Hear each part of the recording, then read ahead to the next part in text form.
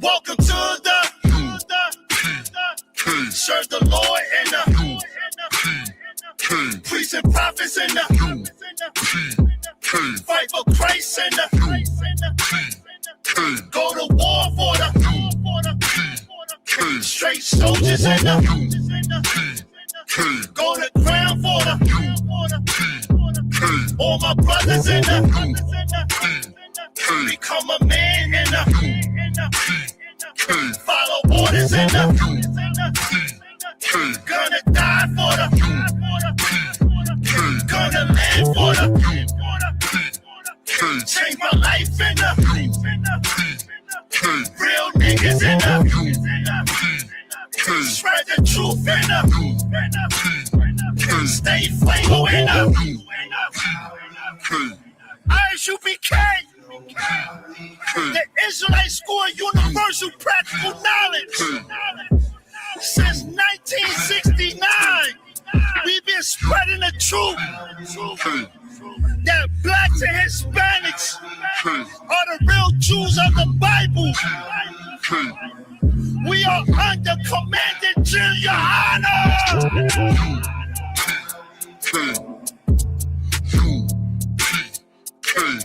It's a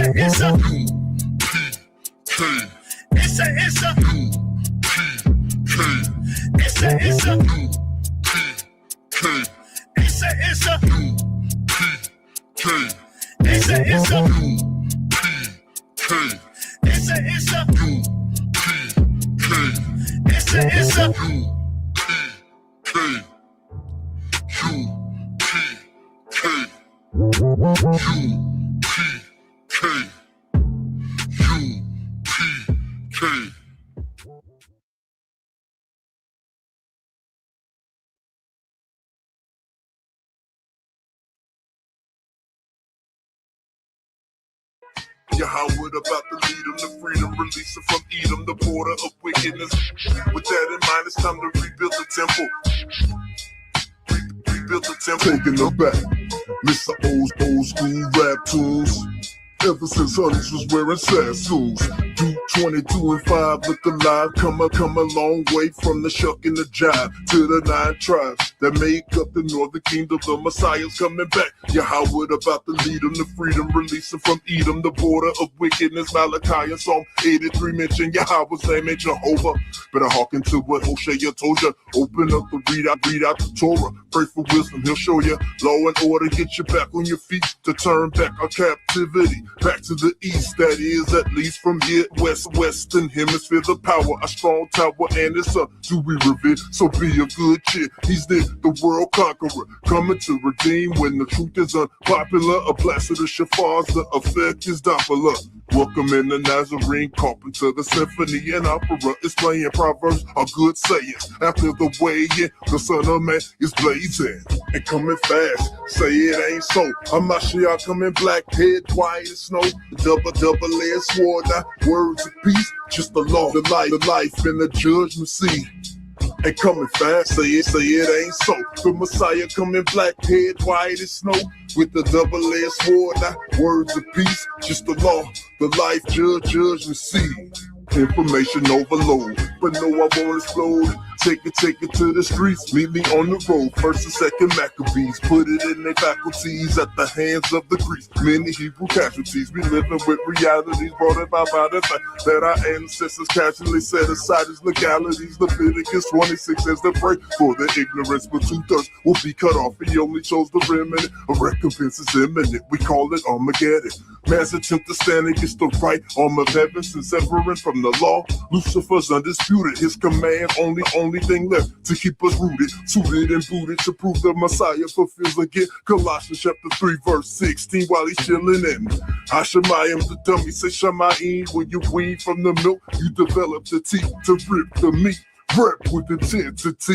This is not about rap in industry. As the problems proceed for the seed of Israel and Judah, Moses was charged with Deuteronomy 32. You grip the Kodash, part of your arsenal. Your shield and it's seen a great reward. It's obstacle and coming fast. Say it ain't so. Hamashiach coming black, head white as snow. Double-edged sword, not words of peace. Just the law, the life, and the judgment seat. And coming fast, say it ain't so. The Messiah coming black, head white as snow. Revelation chapter 1 verse 12 through 17 means Revelation 2 and 9. It's true in the latter time. With that in mind, let's rebuild the temple. No more the sweet and simple. It gets deeper than dimples. The effect of the ripple causes the tidal wave to tsunami. The dietary law turns away Kato salami. When we auction the body to the highest bidder, one must ask, both my people even consider he came to deliver the seed of the people who crossed the river Jordan. And when we leave my Tesori investment, leave me spiraling. Just like New Orleans, he's dealing with the saints. It's not a mystery. We live in Babylon the Great, the mother of all harlots. Heartless, calling evil good in the light of darkness. Regardless, repent and keep the feast of dedication. The abomination of desolation was in our nation. Maccabeus replaced the morning with celebration. The oil of one night lasting for several days. It's the same as Purim with that wicked man Haman. Hadassah came and left the Amalekite hanging from the gallows. Mordecai on the saddle when Israel won the battle. The holy was hallowed. Your religion is shallow when you deny the shadow. The law and the testimonies for Yasha Allah, only the covenants and the judgments, oh they should not desire. Zephaniah 2 verse 1 is not retired. What Yahweh requires is obedience. Numbers 15:38 can't happen without reading it, thus requiring immediate action with no subtraction or addition for the remission of sin, transgression of the law. Yahweh Shai, remember the name. Noah's eyes or a fiery flame from the fruit of the vine and coming fast. Say it ain't so. Hamashiach coming black, head white as snow. Double-edged sword, not words of peace. Just the law, the life, judgment seed. And coming fast. Say it ain't so. The Messiah coming black, head white as snow. With the double-edged sword, not words of peace. Just the law, the life, judgment seed. And coming fast, say it ain't so. Hamashiach coming black, head white as snow. With the double-edged sword, not words of peace. Just the law, the life, and the judgment seed. And coming fast, say it ain't so. The Messiah coming black, head white as snow. Double-edged sword, not words of peace. Just the law, the life, judgment seed. The life and the judgment seed.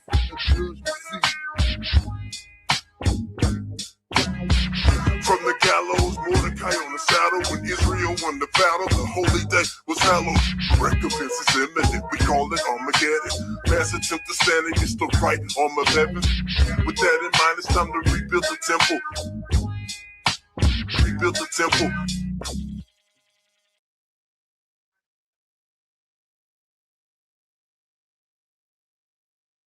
Lord put the Holy Spirit on your name. And when they drew him out of the water, they named him Masha.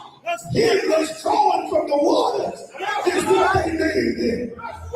And Lord, did he get the right name? Because he stood up with the Most High. And in standing up with the Most High, he parted the Red Sea, and an entire nation of Israel walked out of the slavery of Egypt. And they want to know why we do. They want to understand why we do what we do. That's right. And we're going to call on the Most High. Don't give a damn what the white man thinks. We're calling on the Lord to bring the world war and destroy these nations on the earth. And the Lord.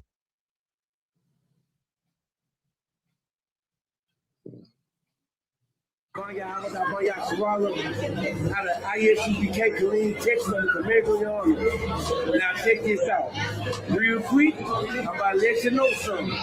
We all come down to Texas. We all come down to Texas. We all come down to Texas.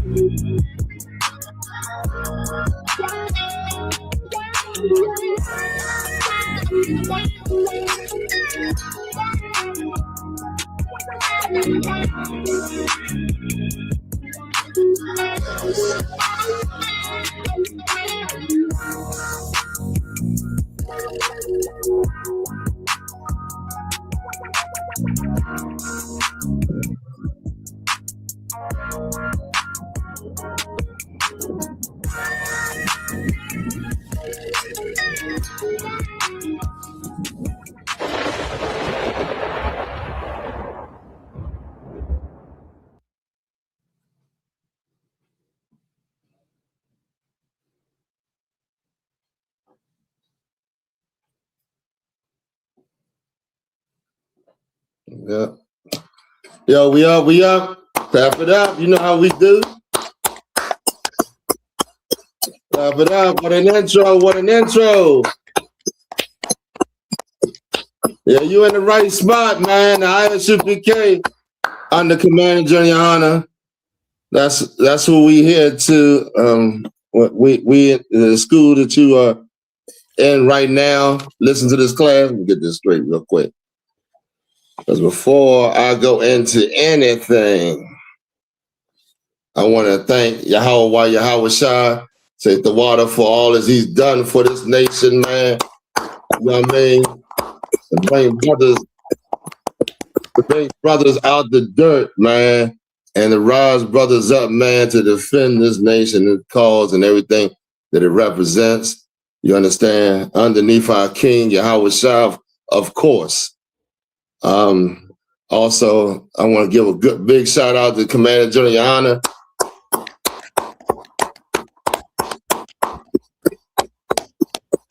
Commander General YAHANNA, I'm going to keep saying it, you understand? I'm going to keep recognizing this body until it gets into your futile mind that this is where you need to be.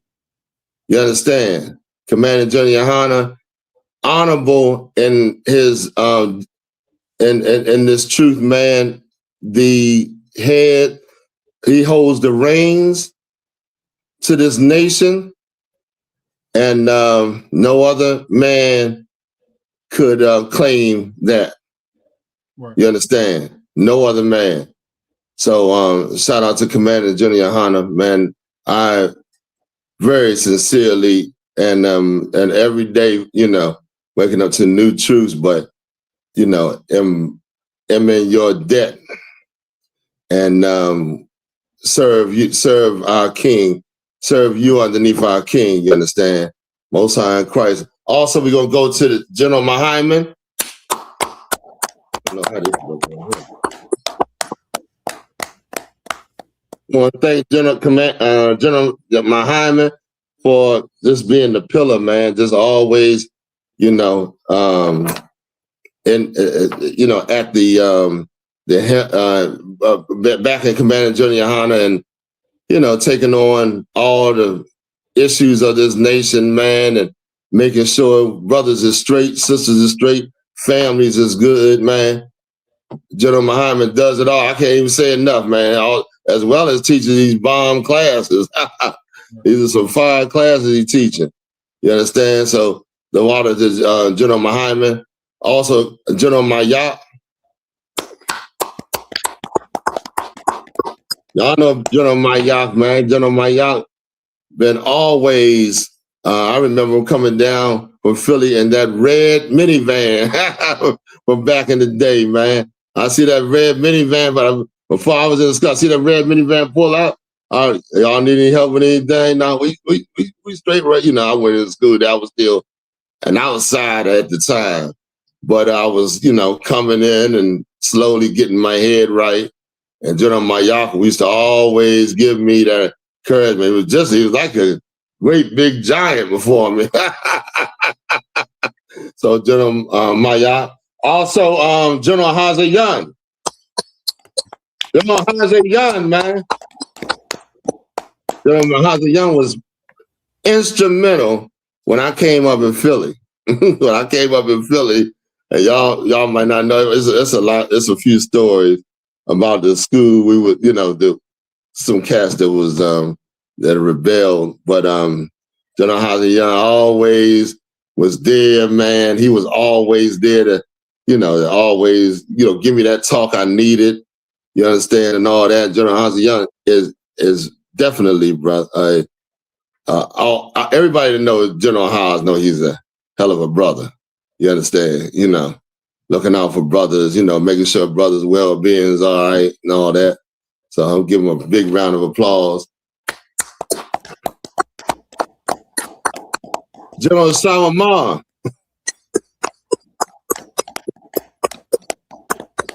Over Beatmore, I do believe, right? General SHALAM, man.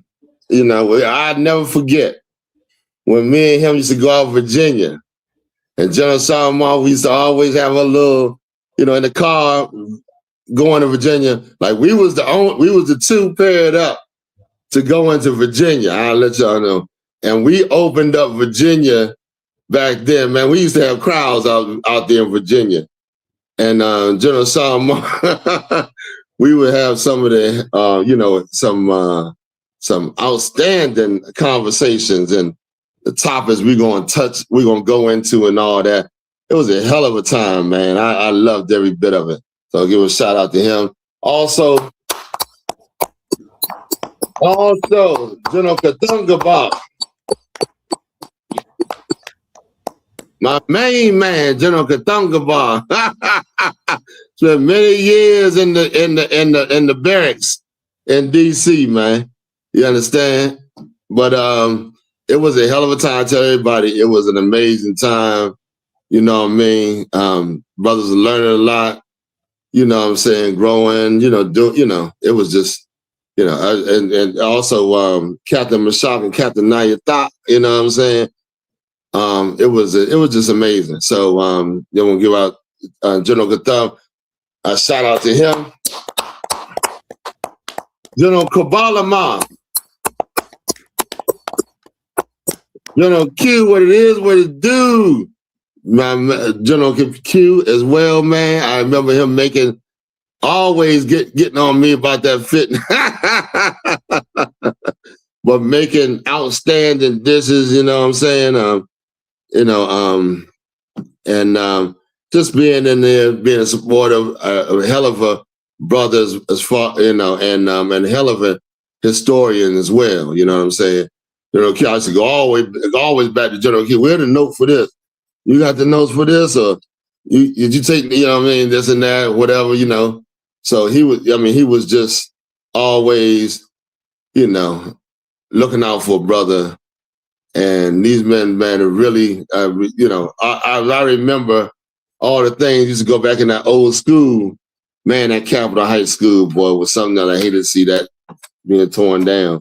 But I remember what happened to old school, man, and it just brings a smile to my face, man, just to see how we had first, came into that school, man, and the different things that went on. So just wanted to just give the generals their just dues, man. The scriptures say give double honors to the elders, right? That's what we supposed to be doing. You know what I mean? For all the work they put in. Also, the captains. There's so many captains, I'm not even going to try to name them all. Give a shout out to all the captains, man. All the captains in the I.S.U.P.K, making sure brothers is squared away and teaching them the right way to that they should follow, man, making sure everything is on track. That's a heavy job, man. But this school is looking magnificent, if I may say so. Also, we got the officers. Now, I should be saying this in Hebrew, and maybe if I did, y'all probably wouldn't understand what I was saying. Probably catch on a few classes later. But the officers doing a hell of a job, man, backing up these captains, man, getting this work done. We got work to do, man. People always talking about when you go, what do they say? You don't have to do anything. You just save by not doing anything. No, man, we got to put down this truth. You know what I mean? I used to even say going into the highways and byways. You know what I mean? That ain't doing nothing. You know, like people always, you know what they always say. I can't remember the exact word you Christians say. Yeah, so yeah, give the officers a round of applause that we did. And the troopers, man, you know what I'm saying? The troopers doing the, you know, coming up in here, you know, getting their footing, of course. I look forward to seeing each and every one of you at the Passover, man. Man, I want to see everybody there if I could, man, because we got things to talk about, you know what I'm saying, showing brotherhood, sisterhood, and all that, and making sure everybody, you know, taken care of, man. So, the troopers, of course. Also, we're going to give a shout out to the sisters. I told you these sisters in the I.S.U.P.K are better than you sisters in the world. They better than you sisters in the world. I can brag now. But the sisters in the I.S.U.P.K did not celebrate none of that Valentine's garbage. But you women in the world did. You understand? So yeah. If you celebrated Valentine's Day, you support MAGA, as far as I'm concerned. You want to support the Roman holiday. It got nothing to do with you. You might as well say I support MAGA and Trump. You understand? But shout out to the sisters in the school, man, for all the work that they've done, they're doing is not going unnoticed. You understand? This is the full body of men and women in the truth, man. The full body, you understand? So just want to bring that out. We got a few stories to go into. Oh, let's go into the what we're going into first, missing persons, right? Yes, sir. And then the we got one invention. Just bear with us. We're gonna put this up. We didn't do it last week, so we want to cover it this week. A few, you know what I mean? There's so many. I hear it's 130,000 missing I.S.U.P.K down in Mexico. Young people. Might be young, few older too. My goodness, I seen that. I said, this is insane. This is ridiculous, man. We are truly in hell, man. The things that's going on to our people. Not only getting kicked out of here, missing people, you know what I'm saying? You add it all up, man. It's just a nightmare. But go ahead to the first story, my boy. Yes, sir. Check this out. 13-year-old girl jumped from New York City bridge to her death, and family says it happened because she was taken from them. 13 years old, jumped from a bridge to her death. You got to understand, you got to know what's going on. A lot of times we get selfish and thinking that we the only ones going through something. When you got people going through unimaginable pains, man, that's going through a lot of trauma in their mind, in their head, and don't know how to deal with it. Don't understand what you and I understand. 13 years old, just starting life. Ain't been on this earth 13 years. And she jumped to her death because she was taken from her family? Is that what it said? Yes, sir. Yeah, she was taken from her family. Probably abducted, I don't know, abducted or something like that. I'm not sure. Let's read a little bit of the story and find out. Yes, sir. Jade Smith was just 13 years old when she jumped from the Brooklyn Bridge into the East River in New York City. Her suicide came after a nearly 2-year battle with the Administration for Children's Services. Oh, I get it now. I got it. Okay, go ahead. Jade suffered from severe mental health issues and often hallucinated.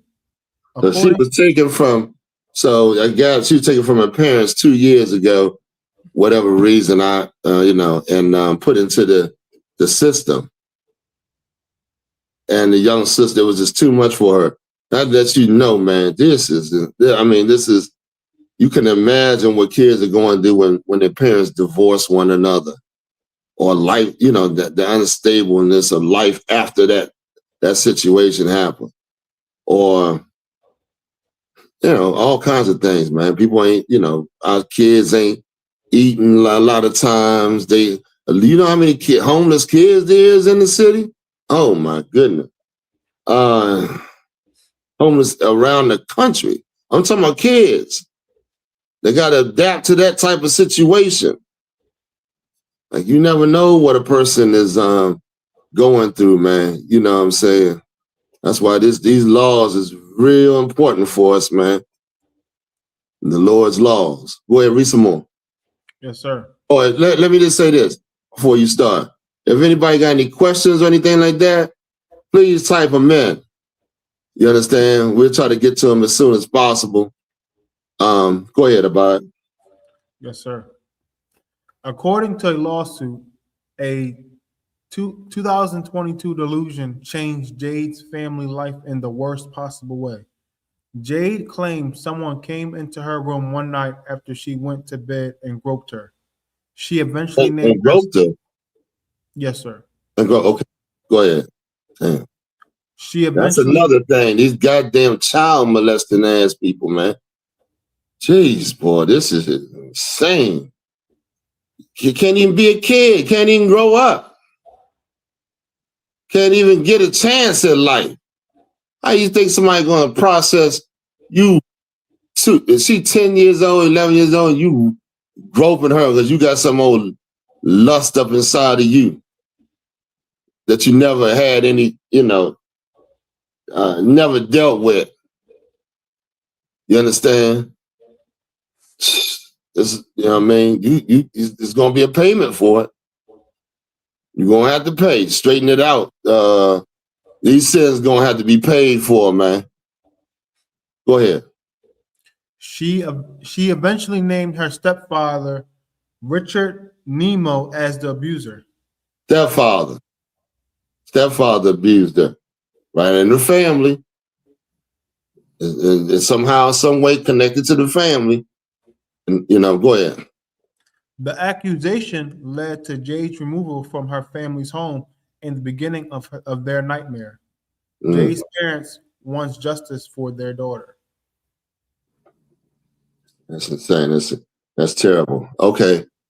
We got any scriptures on this? Is any more on it?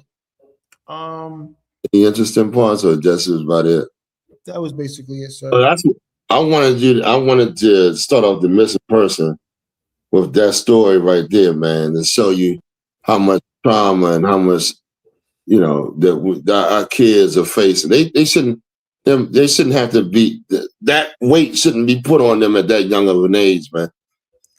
You know what I mean? So it shows that there is a very, very dysfunctional head above that child. That child's parents is very dysfunctional. That child, whatever it may be, but when issues like that, you place your child on the back burner because things, you feel more pertinent or whatever. So they're not being watched right, and then all of a sudden somebody with a multitude of demons come and see a situation that is not protected and take advantage of it. That's what's going on. We got any scriptures on this or not? If not, just move to the next one. Yes, if anybody want to say anything, let me know. Salaki, sir, I don't know if Ephesians 6:4 be a good one. I got to hear it. Can you pull up Officer Baba Kusha? Yes. Is that to train up a child? What is Ephesians 6:4? Okay. That's not, I won't say that's not.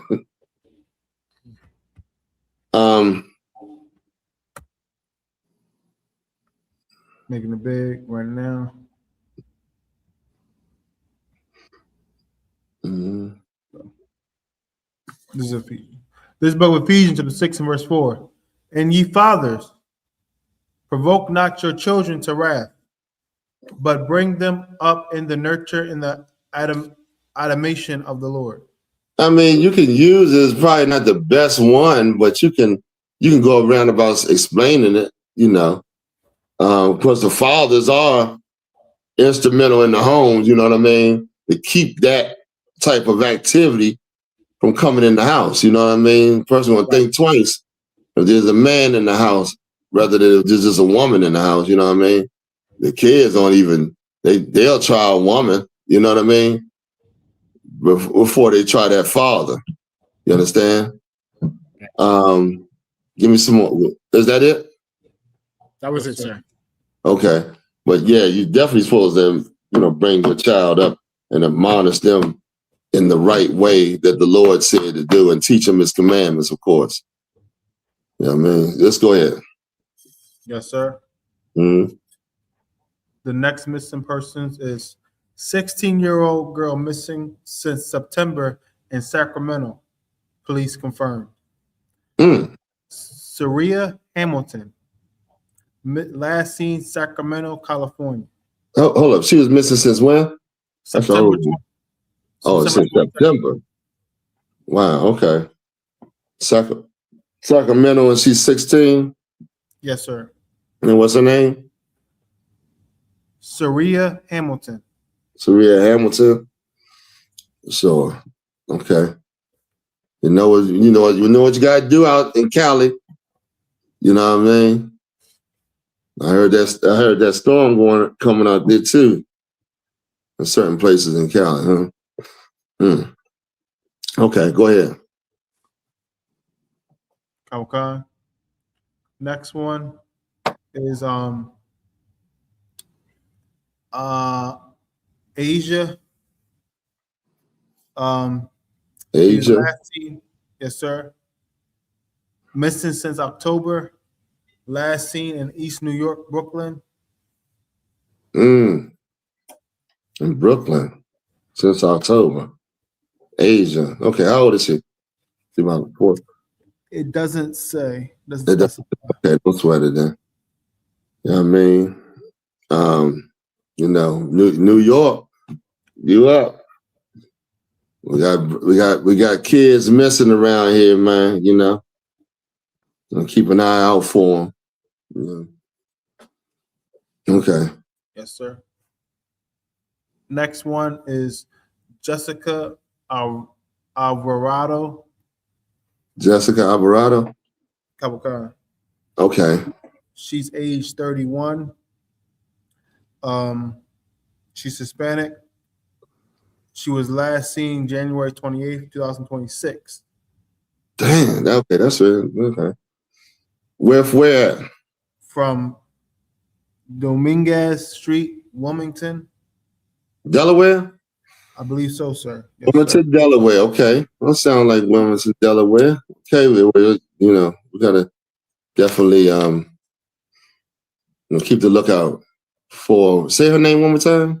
No, this actually this might be Los Angeles, sir, because maybe LA. Is it Delaware and LA? It doesn't say Delaware. It just say Dominguez Street in Wilmington. Oh, that's the cross street. Yes, sir. Okay. So this is in LA? Yes, sir. Los Angeles? Okay. Yes, sir. Okay. And her name one more time? Yes, sir. Jessica Alvarado. Jessica Alvarado. Yes, sir. Okay. All right. So LA, we got miss, keep an eye out for Jessica, man, and all the surrounding areas, of course, Did it say her age? 31, sir. 31, okay. All right. Hey, it's a lot of, listen, I'm gonna tell you something. We just got a few of them. And for time's sake, we try to pull out the most recent. I know a couple of them are a few months back. We try to get the most recent ones But there's a lot of missing kids, man. It's a lot of missing ones. So I don't know what's going on. I mean, it's just like horrible. Maybe I was blind to it before, somehow or whatever, but it's ridiculous. You know what I mean? And no one's really fighting for these kids because a lot of people don't even know, they don't even know, what's happening. You could be walking by someone and not even know that person missing. You know what I mean? So we gotta keep the eye out. Just be diligent. The news, the news, the white man ain't going to put our kids up on the news. So we're gonna have to do it. You know what I mean? All right, go ahead. Yes, sir. 16-year-old Brooklyn Adams has been missing since January 9th, and her family is desperately searching for answers. She was last seen in Farmville, Virginia, and time is critical. If you've seen Brooklyn or have any information at all, contact Chesterfield County Police at 804-748-1251, call 1-800-843-5678, or dial 911 immediately.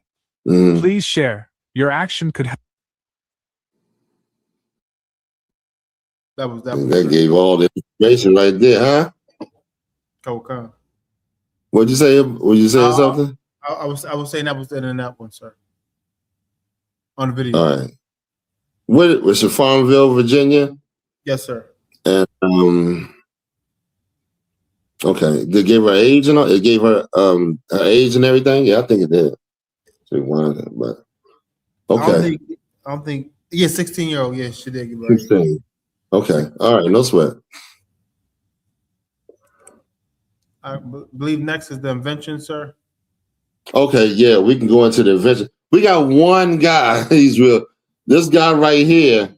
I want to put him up, man. You know what I mean? Shout out to the brother wherever he at. You know what I mean?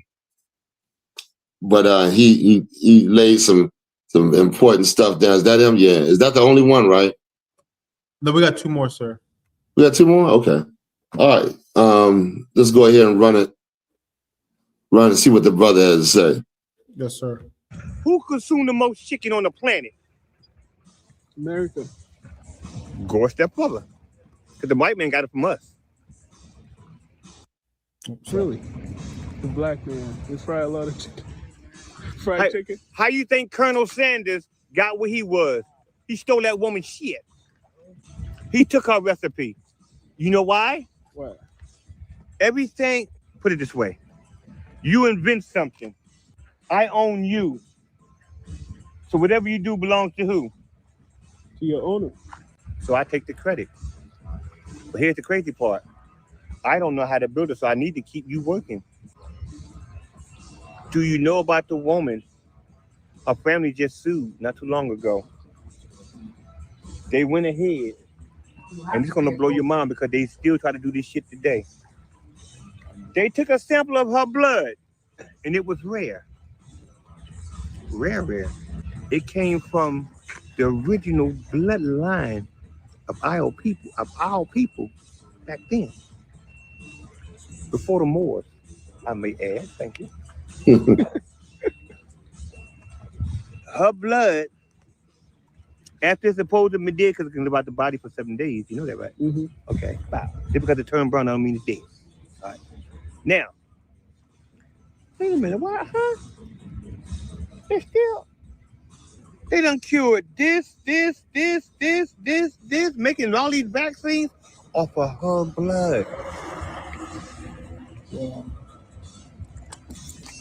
How can I say that? So what woman's blood was used to cure people? What woman's blood was used to cure people? Henrietta Lax's cells, specifically her cancerous cervical cells, were used to make major medical breakthroughs. These cells, known as HeLa, allowed for cures and treatments for diseases like polio, cancer, and AIDS. While not blood, her cells were revolutionary for medicine. Mother of modern medicine. She's black. Never got a dime. Her family just sued. Here's another one for you. Who consumed? That's it on there. Yes, sir. That's good on that. Yeah, I seen that one. I thought we put that one up, man. Instead of read the story, I let the brother tell it. You know what I'm saying? I had to feel how the spirit on the men, you know, out there, like our people, man. We got a certain spirit that, you know, we can relate to each other, man. You know what I'm saying? Especially going through stuff and all that. So, yeah, that brother brought it out. Henrietta Locke. You know what I'm saying? You can check that out. You know what I mean? So that's she gonna kick out the inventions on because they use her blood for all kind of different, you know, things. Let's go on to the next one. Yes, sir. Y'all can look the sister up and find out more about her. You know what I mean? Mm-hmm.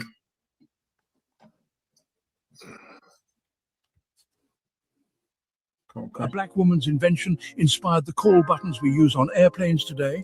You putting it up or what? Heard her name. Fix that. Back in 1888, Miriam Benjamin, a brilliant black woman with a keen mind for invention, patented the gong and signal chair. Imagine sitting in a grand hotel or a busy government hall. No need to wave down a staff member. Just press a button and a bell rings while a signal pops up, silently summoning assistance. Revolutionary, right? Benjamin's chair made service smoother and more discreet, at a time when constant attendants were the norm. Her design would echo through history, eventually inspiring the call buttons we now find above airplane seats.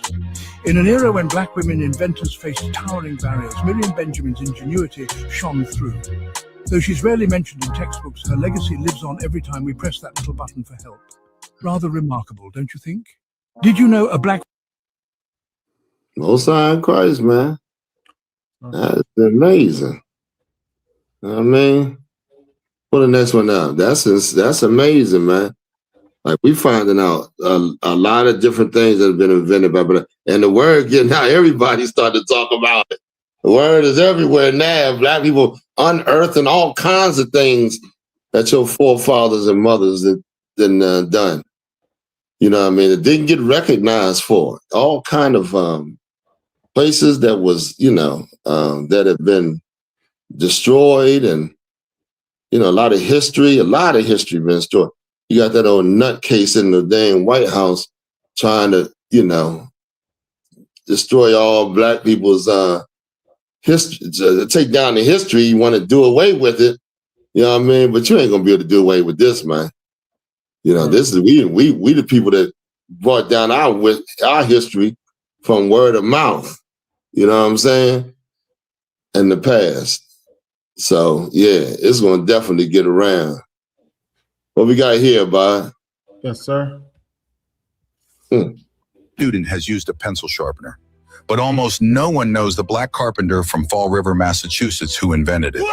In 1894, John Lee Love looked at the massive, cumbersome rotary blade sharpeners and thought, there has to be a better way. According to his 1897 patent filing with the U.S. Patent Office, Love designed something revolutionary, a simple blade in a wood casing that fits in your palm with a compartment that catches all the shavings inside. He called it the Love Sharpener. His patent application described it as an improved device that was simple in construction and operation and could even double it as a paperweight or desk ornament. Before Love's invention, according to historical records, pencil sharpeners were heavy, wall-mounted machines.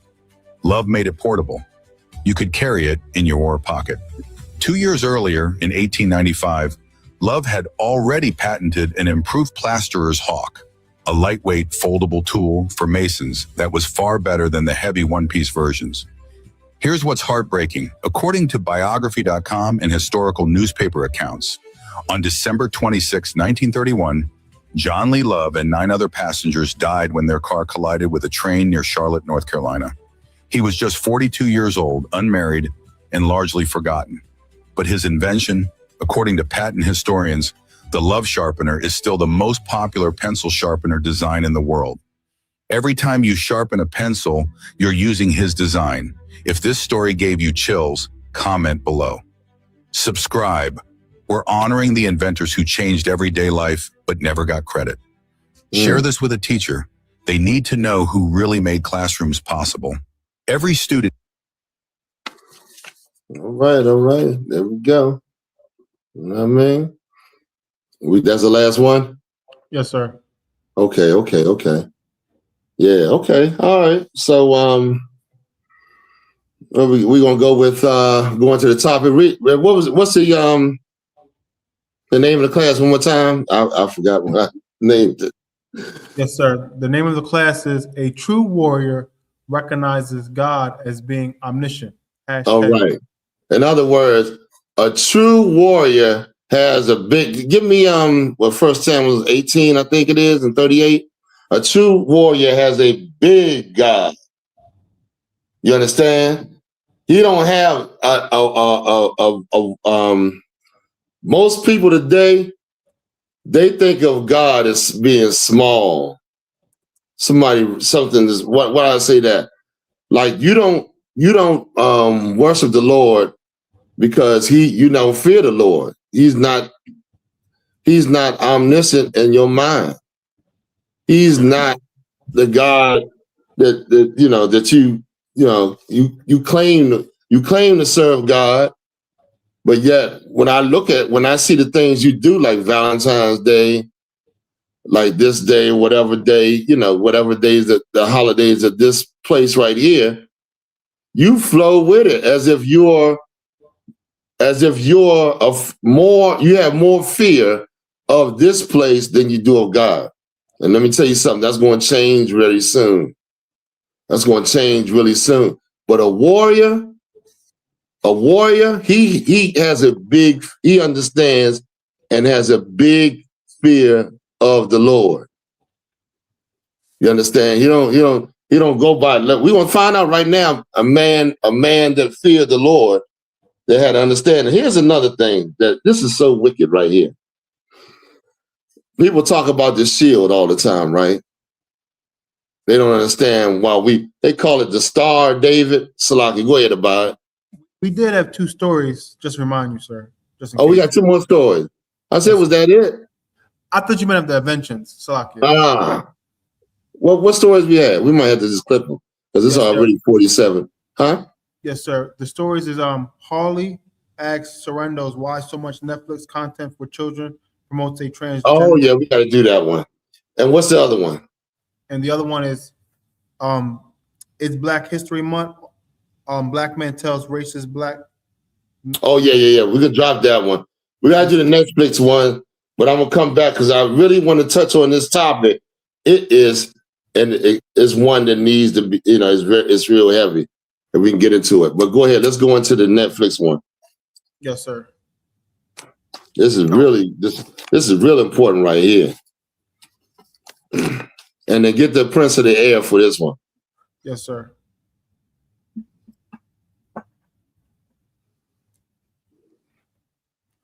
Okay, playing it right now. Mm-hmm. Thank you, Senator Shipp. Senator Hawley. Thank you, Mr. Chairman, for calling this hearing. Welcome to the witnesses. Mr. Sarandos, if I could just start with you, let's continue to talk a little bit about the labor impacts here, if we could. How many U.S.-based employees does Netflix currently employ, do you know? About 10,000. What about in production roles? Well, it's a fluid number, but we've had about 155,000 production jobs. About now? On our originals. At any given time, I don't know the number exactly, sir. I can follow back with your staff, though. Warner Brothers, how many U.S. production jobs? I don't have the exact number, but it would be, I would think, in the 8,000 range. Okay. Here's my question. If this merger goes through, what's your projection about the amount of domestic production, say 2 years from now? Is it going to be static? Is it going to decline? It's going to. Our production is going to increase. Domestic production. Employment is going to increase. Most of our production is domestic, and it will continue to increase. We've recently forecast our content spend, independent of this deal, to grow to $20 billion. And that's a combination of licensing, producing. Now, those licensing dollars compel production as well. That's why it's hard to get an exact number. Let me show you the data here about U.S. production recently. Yeah. It's the red line here starting from in 2021. You can see it is pretty much straight downward There's been massive shift in production, as I think as Senator Schiff was alluding to just I a moment think ago, it's a massive little shift in further up production where I wanted. overseas to other foreign jurisdictions, leaving. You were saying something? Sorry. Yeah, I think it's a little further in where I wondered. It was talking about the homosexuality on Netflix and all of them. Yes, sir. One of his brothers. Ah, man, I don't want to watch the whole thing. It's going to take up some time. Yes, sir. You just fast forward ahead, sir. Yeah, just go up a little bit. Let me see if I can. Salaki, y'all. I send them without time stamping it. That's my bad. You have my commitment. Will you commit to a 45-day or longer theatrical release window for major Warner Brothers films? Senator Hawley, I just said that I would do that under oath. So yes. Good. And will you commit to fairly compensating your workers in the industry with residual payments? Go down some more. Top of market payment has been. Content for children promotes a transgender ideology. Almost half of your content for I'm talking about minor children now. I'm not talking about teenagers. Minor children promotes a transgender ideology agenda. I was just looking at the data here from your various series. And what concerns me is just 2 days ago, a jury in New York awarded a former transitioner $2 million because she said that her psychologists and others pressured her into, they pushed on her an ideology that proved to be extremely detrimental. I'm sure you know that in the UK, the National Health Service in the UK has said that they're not going to perform transgender surgeries or any longer so-called gender-affirming care for minors, including in counseling, because it is so incredibly detrimental. Stop right there. Our own HHS has come forward with similar. Stop right there. You understand what he's saying? Maybe a lot of people might not be catching on to what's going on. They're saying that these children were having gender changes, are able to go and get the psychologists, the TV. Everybody is pushing them to have gender affirming changes or whatever. I forgot what they called it. And they're allowed to have them. He said the UK had just stopped it. They were doing it in the UK. UK was like, this ain't right. We stopping this crap. But the psychologists and all kind of, and everybody is like urging these kids to go in that direction. People that have influence. And you got to understand, this is the same thing they was doing with abortions. This is the same thing they was doing at one time with the cigarettes and all kind of different things that they've promoted to the Black community. You know what I mean? I remember the cigarettes, they was pushing that real hard. You know what I mean? A lot of it, don't be a dragon lady. I remember that back in the day. You know what I mean? And the abortions, you got the people in there that talk to them, the psychologists. They all are trying to manipulate your mind to perform what they want you to perform. You understand? Somebody said something? Just saluting you, sir. Hey, shalom. Lord of Christ, Lord be with you. So I just want to kind of catch y'all up to rewind just a tad bit. Yes, sir. So we can get on, so you can just hear that again.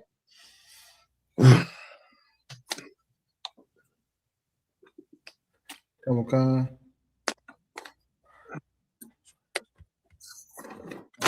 Make it big. Just 2 days ago, a jury in New York awarded a former transitioner $2 million because she said that her psychologists and others pressured her into, they pushed on her an ideology that proved to be extremely detrimental. I'm sure you know that in the UK, the National Health Service in the UK has said that they're not going to perform transgender surgeries or any longer so-called gender-affirming care for minors, including in counseling, because it is so incredibly detrimental. Our own HHS has come forward with similar findings this past year. Yet if you turn on Netflix, you'll find that an enormous amount, and I say this as a parent with 3 young children, an enormous amount of your children's programming has this ideology and agenda in it. Is this an advocacy position for Netflix? Is this an ideological commitment you have? I mean, why is this? Senator Hawley, Netflix has no political agenda of any kind. I would tell you that. Well, then why is your children's program so full of this highly sexualized, highly controversial agenda? I don't understand it. It seems strange to me. Respectfully, sir, it's because it's inaccurate. We have millions of hours of children's programming. You're saying it's not there. You don't have trans. You don't feature trans characters, That's a trans lie. storylines, trans themes. I'm saying it's not in your programming. I'm saying we feature a wide variety of stories and programs to meet a wide variety of people's tastes. Why is almost half of it? Why does almost half of your children's program feature this highly controversial, highly sexualized material? That just seems strange to me. It can't possibly be a reflection of the Pause it right there. population. Yes, sir. All right. Yeah. I just want to say that there's cartoons, man. A lot of these goddamn cartoons is geared towards children, have a hidden agenda inside of them. Y'all know what I'm talking about. A lot of times you'll see, what was that one that, oh man, the one that there was the gay they had the gay character in there. I know damn well they be having the interracial things, like that one that was with the frog or whatever, with the prince and the whatever. Y'all know what y'all don't know none of this. Y'all watch these movies and stuff like that, right? Yes, sir. Y'all know what movies I'm talking about when they have different. They put different stuff in their cartoons and all that. Y'all never seen that? I can't think of the name of them, but I've definitely seen the commercials and stuff like that. And I've seen a couple of them on TV. You know what I mean? Pushing that agenda. Like, that is the point that this man knows that if he pushes something long enough and if you're young enough, that he can get you to go with it. He can get you to be like, oh, why? There's nothing wrong with that, because you don't know the truth. You're young and you need to be guided. And so he is looking at that audience to get to bring forth his intent, what he intends to bring. And brother, let me tell you something. That is this man right here. He just damn near want to create a big old orgy and have everybody just sexual delinquent, and so on and so forth. Anybody want to say anything before we go on? Stock yourself, if I could. Mm-hmm. Because of the release of the Epstein file, we're finding out that a lot of these tech billionaires were on the Epstein Island. So now we know why a lot of these shows and a lot of these applications in technology is geared towards brainwashing children into that lifestyle. That app called Roblox, right? Roblox is a game that's geared towards children. And you're finding out that a lot of perverts are on Roblox, enticing children to come out and meet them. Yeah, so that's insane.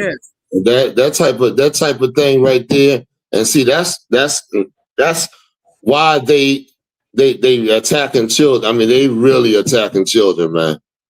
They really attacking their minds, man. The children are so sensitive to a lot of the things they see. They see somebody on TV and they happy and they, Barney type of character. But Barney doing this, Barney doing that or whatever. I'm just using that for an example. So it's real important. Also, they prey on these young children, man. This is a funny this cat right here. This white man is a pedophile, man, by nature. The nations are. What stop? Let me tell you something. What stops them from doing whatever the hell they want to do? You are basically the only thing that stops these cats from molesting kids, because of your moral compass. You're like, nah, that shit ain't right. Or else, if it wasn't for you, what would stop them? What's Muhammad was out there having sex with little kids. Wouldn't he? Yes, sir. Aisha. All these white men doing some old, there's nothing stop. What stops them from eating certain things? Nothing stops them from eating. That's a bad example.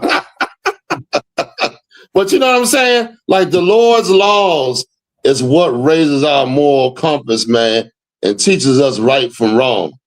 You can't say, oh, you what do they say all the time? You born knowing right. I can't remember what they say. You born knowing right from wrong, or you should know right from wrong. No, man, you are not. You are not born that way.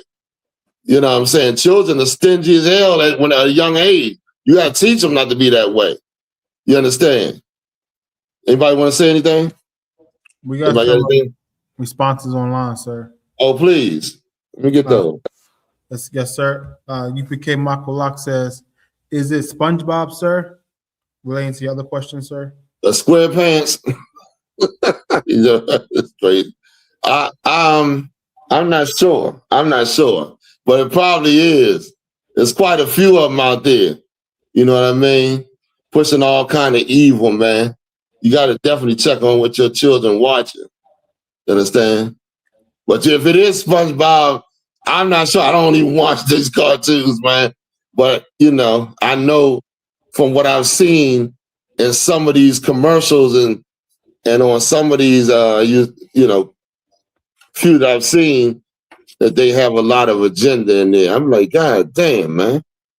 You know damn well when they had transgenders reading to your kids, then you know what you're gonna try to push it on there somehow. And this ain't never going on back in the day. It's like all of a sudden they rushing everything. They pushing everything as best they can. You know what I mean? Go ahead. Anybody else? Give me some more. Yes, sir. Kawak I.S.U.P.K says it's all these new cartoons. Yeah, you're right, Kawak. Because they think you ain't gonna be watching them, or they can slip something in. You like, oh, isn't that cute or whatever? No, it ain't cute. You know what I mean? Anybody else? Yes, sir. Hebrew Dave said they're really manipulative. Yes, they are. And that's why we should not be enabling them. You just gave them $29 more billion to work with yesterday, so they can just brainwash and manipulate and molest your kids. $29 billion more. Go ahead, Hawar. It's like you, sir. Commander General YAHANNA did a story on Black Watch where the owner or the president of Nickelodeon, a network geared towards children, the symbol for the channel, right, was a foot. Come to find out that the guy that owned the channel, he had a foot fetish, and he had all the children on the shows spilling slime on their feet or stomping in slime. And it came out that he was essaying a lot of the children that was on those kid programs. And he's still alive? Is this cat still alive? They did a documentary on him. Yeah, he's still alive. I don't know if he's still in court in litigation for what happened on the show. They did a documentary. That's the assaulting kids, man. He's supposed to be up on, Nah, I'm not gonna say that though. But it's just too many. There's too many of them right here. They think they got the realm to do what they want to. That's what they think. You know what I mean? Anybody? Any other responses? Yes, sir. Yes, sir. Bayala says it's still millions of Epstein files. Man, that's what I was going to say.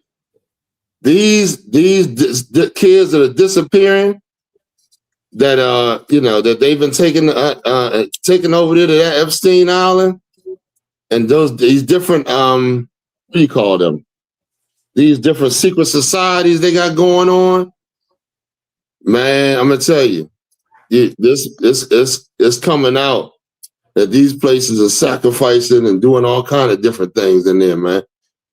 You know what I mean? That they doing blood, all that. You're talking about the vampire.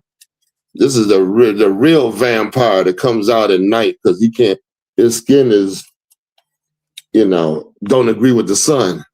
Right. And he's sucking all the blood he can get. You understand? Okay, go ahead. Anybody else? Yes, sir. We got Okay, one go more.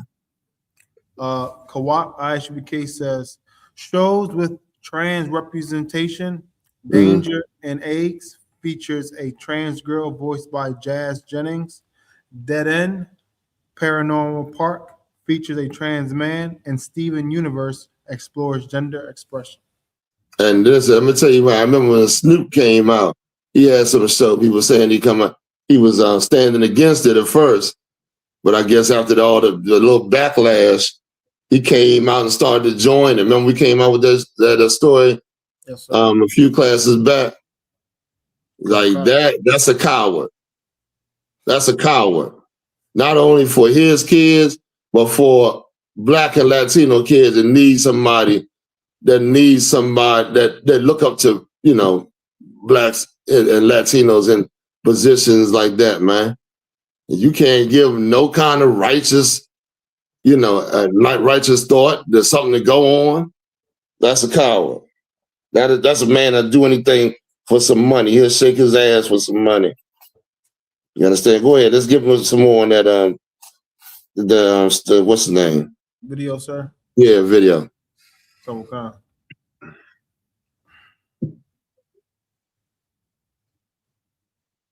I don't have any idea where that number would come from or what that would be. I don't believe that's been your personal experience, but I can't speak to that. Well, what do you mean you don't think it's been my personal experience? You don't think that that I monitor what my children watch on your... Here's what I tell you what my personal experience is since you bring it up. My personal experience is that my 3 children, I can't let them watch anything they want on Netflix. I can't let them watch anything on Netflix unless I preview it, because I don't have confidence in what's on your platform. I don't know what they're going to encounter, and I tell you what, I don't want my kids being pushed an agenda about their sexuality or gender identity when I have not had the opportunity first to discuss it with them and to form them in that. And I, frankly, on behalf of parents around the country, it offends me that Netflix is pushing this content at parents in what seems to be a very coordinated, thought through, planned out agenda in a way that, frankly, I think undermines parents. Certainly undermines it ain't done me by mistake. and my wife. We have to watch every show beforehand before we can let our kids watch it. Now, I don't know. That seems pretty concerning to me. I know you make a gob of money on it, and maybe that's the answer. But it just seems to me that it's a disservice to the parents of this country, particularly given what's happening with our youth. Yes, sir. That's enough. Give me the scripture on it. Yes, sir. Anybody know? You got any other scriptures? Let me know. But this is really important. This is really important right here. This is the book of Ephesians, chapter 2 and verse 2. Where in time past you walked. Start at 1. Oh, yes, sir. This is Ephesians. This is Paul. Paul talking to the school at Ephesus. Ephesus, I think. Yeah, and he's telling them something important that they understand. Go ahead. This is the book of Ephesians, chapter 2 and verse 1. And you have he quickened, who were dead in trespasses and sins. You see that? What is he saying right here? You have now been made alive. You have now come into the truth, and now you are alive. You are in the school. You know what I mean? You was dead in your trespasses, your sins. Go ahead. Yes, sir. Verse 2. Wherein in time past you walked according to the course of this world. You were like a zombie, walking just like this, according to what was in the world. You just follow whatever they told you to follow. You just did what they told you to do. That's how you were. He's talking to the brothers and sisters in the truth. You understand? Not to every nation, not to just people. And that shows you when he talk about the course of this world, that's the Roman Empire. That's the world that they was living in. All these different schools was raised up in Asia Minor, right up underneath the Roman Empire. The white man was ruling at that time, and they was coming out. They was coming from amongst the lifestyle that they was living under the white man and coming back to God. These are blacks, Latinos, and Native Americans. It wasn't all nations. That's a big lie. Read on. According to the prince of the power of the air. According to what? According to the prince of the power of the air. Why you say that?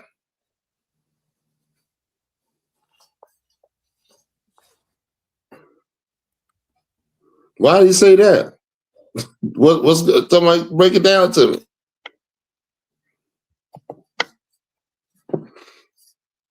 Hey, nobody want to break it down? Want to take a shot? Y'all read this scripture all the time. What is he saying? Anybody in the class want to take a shot before her war? According to the prince of the power of the air. All right, I'm gonna go ahead, war. The prince of this world is Satan, and the air is the media or the airwaves. Or what they allow to be. Remember, back then they didn't have what's the name?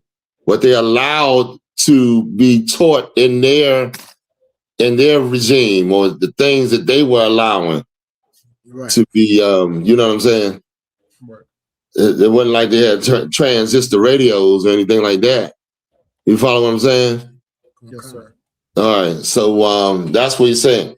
Now we of course we have a knowing of what they're saying, we have a great understanding of the prince of the power of the air, because they control the air, the airwaves, what goes on your radio, what goes on your TV, like the Netflix, the white man was just talking about. They even got air traffic controllers and stuff like that. You know what I'm saying? They even polluting air in certain places. You know what I mean? You're not doing it. You can't stop it from being done. You know what I mean? They got zones in the air where you can't fly certain places. You know what I mean? So there's another understanding of that now. But yeah. All right, so is that it? We have a question, sir. Please. This is from Shabaya Allah. Is Deuteronomy 23:17 a good scripture for this topic, sir? Let me hear it real quick. Yes, sir. This is the book of Deuteronomy, chapter 23. Who is that? Shabaya Allah? Yes, sir. Okay. This is the book of Deuteronomy, chapter 23, and verse 17. There shall be no whore of the daughters of Israel. Oh, that's always a good one. Yes, absolutely. Go ahead, read on. Nor a sodomite of the sons of Israel. That's absolutely good, because whoring and sodomy go hand in hand. If you got a lot of whores, you will have a lot of homosexuals. Because, and why is that? Because, there's an imbalance. You know what I mean? It promotes sexual promiscuity. You know what I mean? So, absolutely, Where we at? Any more questions? Yes, sir. We have a response to you about the Prince of the Power of the Air. Mm-hmm. This is from Shabaya Allah. Newspaper, magazines, as well as books. Right. Exactly. Most High in Christ. Give him a hand.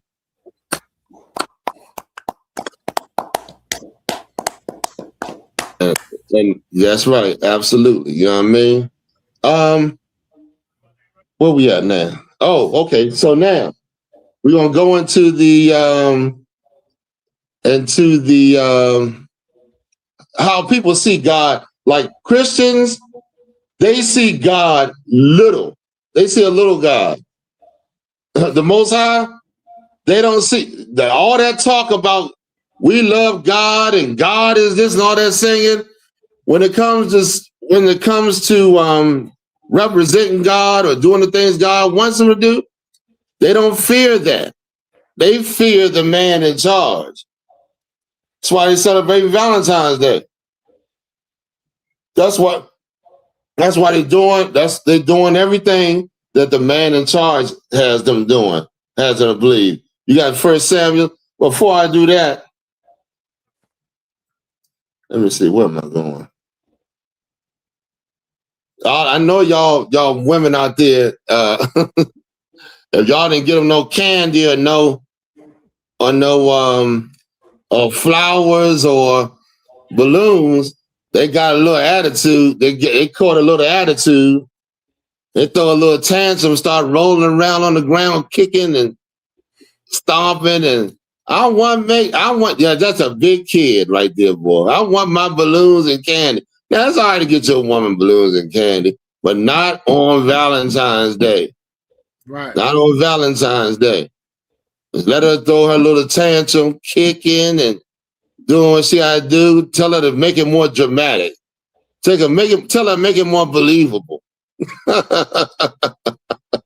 know what I mean?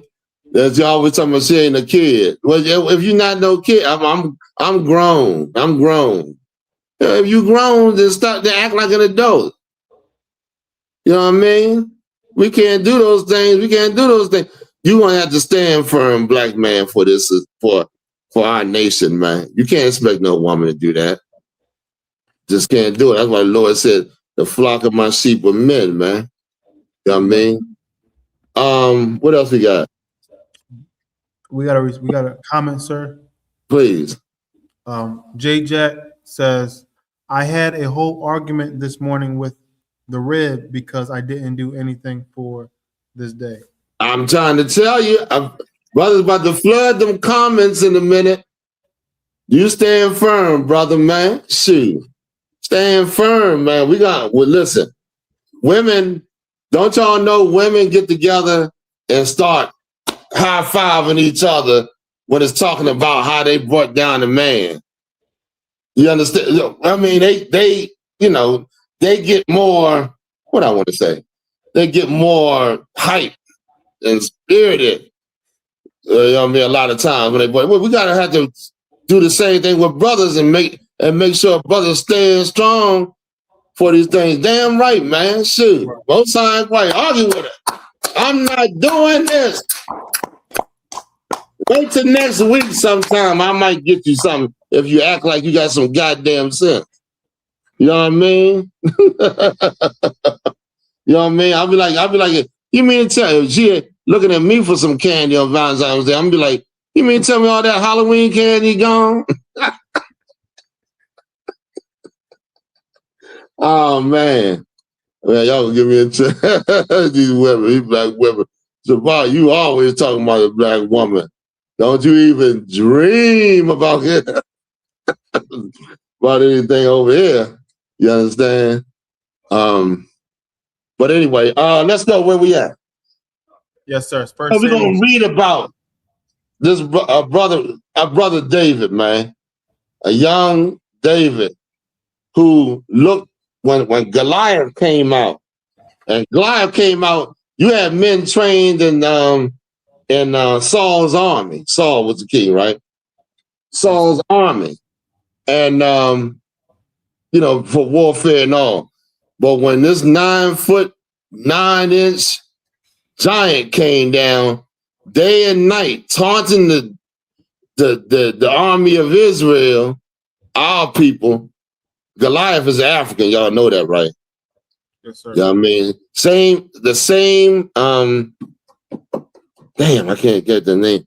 The same nation that Delilah was from. Delilah was in Africa. Samson was a brother. David is a brother. Right. I'm sorry, what did I say? Did I say Goliath, Samson? Okay, the Goliath and Delilah was Africans. You understand? And so if you looked at them, here you got two armies. You got the army of Israel on one side on the hill, and the Philistines, who are Africans, who are Hamites, on the other side, right? And so Goliath would come down twice a day and intimidate the Israel's army by wanting them to come out, send someone out there to fight them. You understand? So pick it up where we at.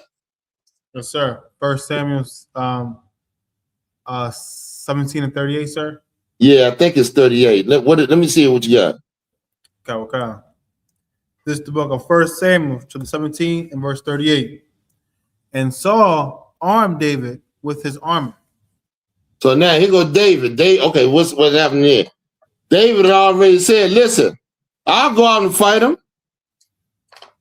David came to camp because his father sent him with some food to bring his brothers, right? Am I saying it right? I think so. And heard about what was going on. They was like, David, you full of mischief or something like that. Give me that. Y'all know what that said? Maybe not. Don't worry about it. You full of mischief or something like that. And David heard what was happening. Like, I'll fight him. That's him. That's courage. There's a lot of courage right there on that young man. You understand? And Saul agreed. So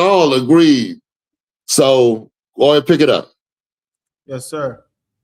So right here, Saul is putting his mail on him. The mail is that garment. It looks like, what is it? What can I explain? It looks like chains and stuff. You know what I mean? That's that mail. Read on. Sure. Yes, sir. And put an helmet of brass upon his head. Mm-hmm. So he putting things on David. David not used to. He not trained up in the military. You know what I mean? He's a shepherd. He keep the sheep. And another thing David also said, what did David say? I fought lions and bears. Why is that important that he said that? Let me hear somebody say that. Let me hear somebody. He said, I fought lions and bears to protect what? The sheep. Why is that important?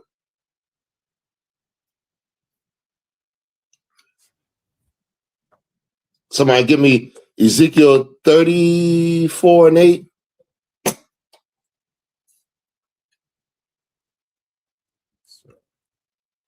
Anybody want to take a stab? I'm gonna tell you now. Because in the scriptures, the Lord refers to the other nations as animals. And when you read Daniel, he's going to talk about the beast that he prophesied the nations that was going to rule. He called them beasts.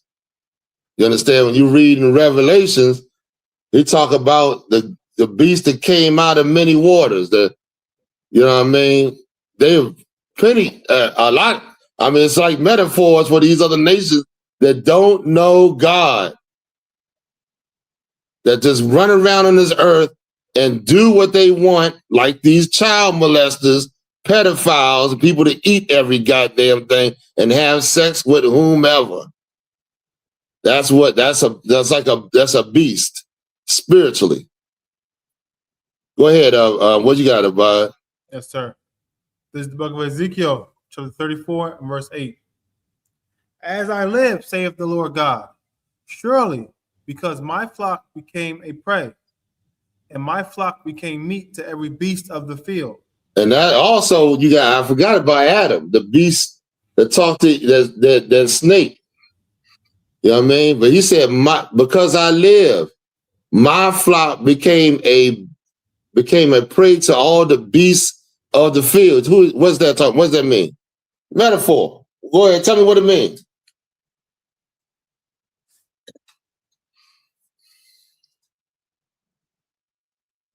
Anybody in the class? Very easy. Who's his flock? Israel. Yes. Blacks, Hispanics, and Native Americans.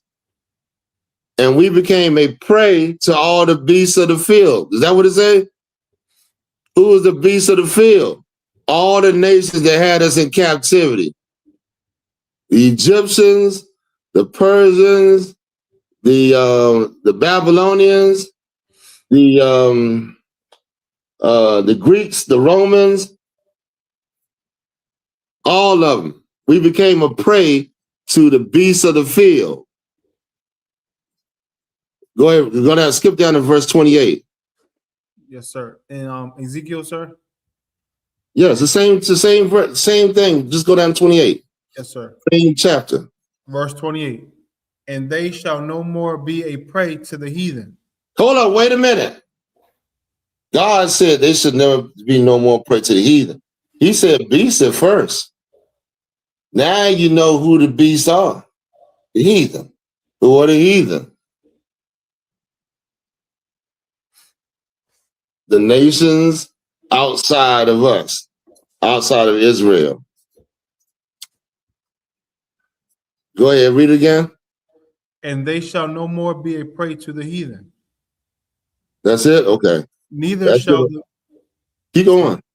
Neither shall the beast of the land devour them. But they That's what they do. They devour us. Right. How do they devour us?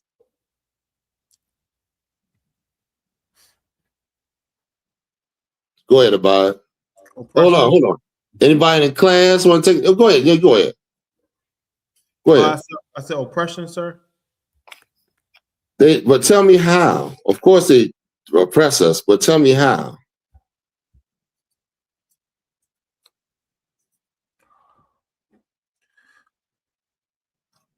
It's so easy. Just name stuff. Name stuff. Anybody in the class taking a stab?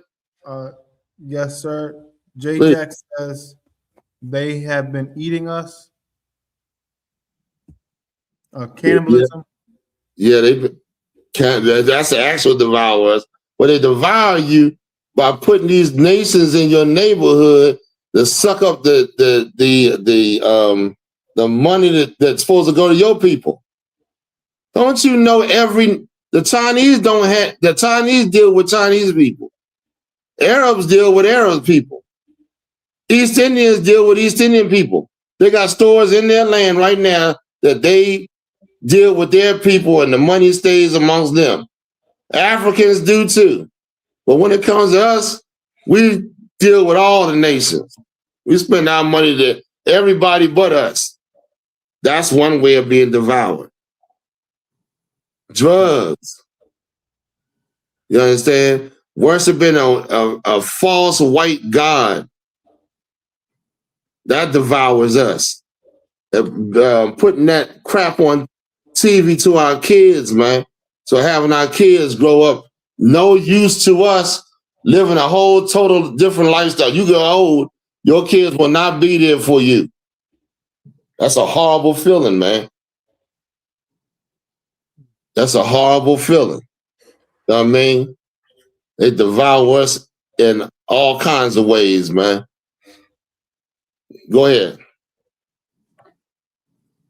And none shall make them and none shall make them afraid. You see that? So the Lord is saying, I forgot the read from the top again. And they shall no more be a prey to the heathen. Mm-hmm. Neither shall the beast of the field devour them. But they shall dwell safely. That's coming up. That's what we're fighting for, man. Right. Christ said, always keep the kingdom. Fight for your kingdom. That's what he told us. He said, the kingdom of heaven, don't worry about store of riches or in this place where thieves rob and mold rust, but store of riches in heaven. Right. For nobody, y'all know what that one, right? Most High in Christ. So let's go back to where we left off at with King David. King David must have a big God for him to go out there and challenge Goliath, a young man. And then he told Saul, man, I can't wear this stuff. I'm not used to this stuff. I'm not one of y'all was in the army and was trained to do battle. But read on, read where we stopped off at. Okay, verse 39. And David girded his sword upon his armor, and he assayed to go, for he had not proved it. And David said unto Saul, I cannot go with these, for I have not proved them. See that? He wanted to go, and it felt awkward on him. He said, I can't wear these, man. I'm not used to this. Go ahead. And David put them off him. Mm-hmm. And he took his staff in his hand and chose him 5 smooth stones out of the brook, mm-hmm.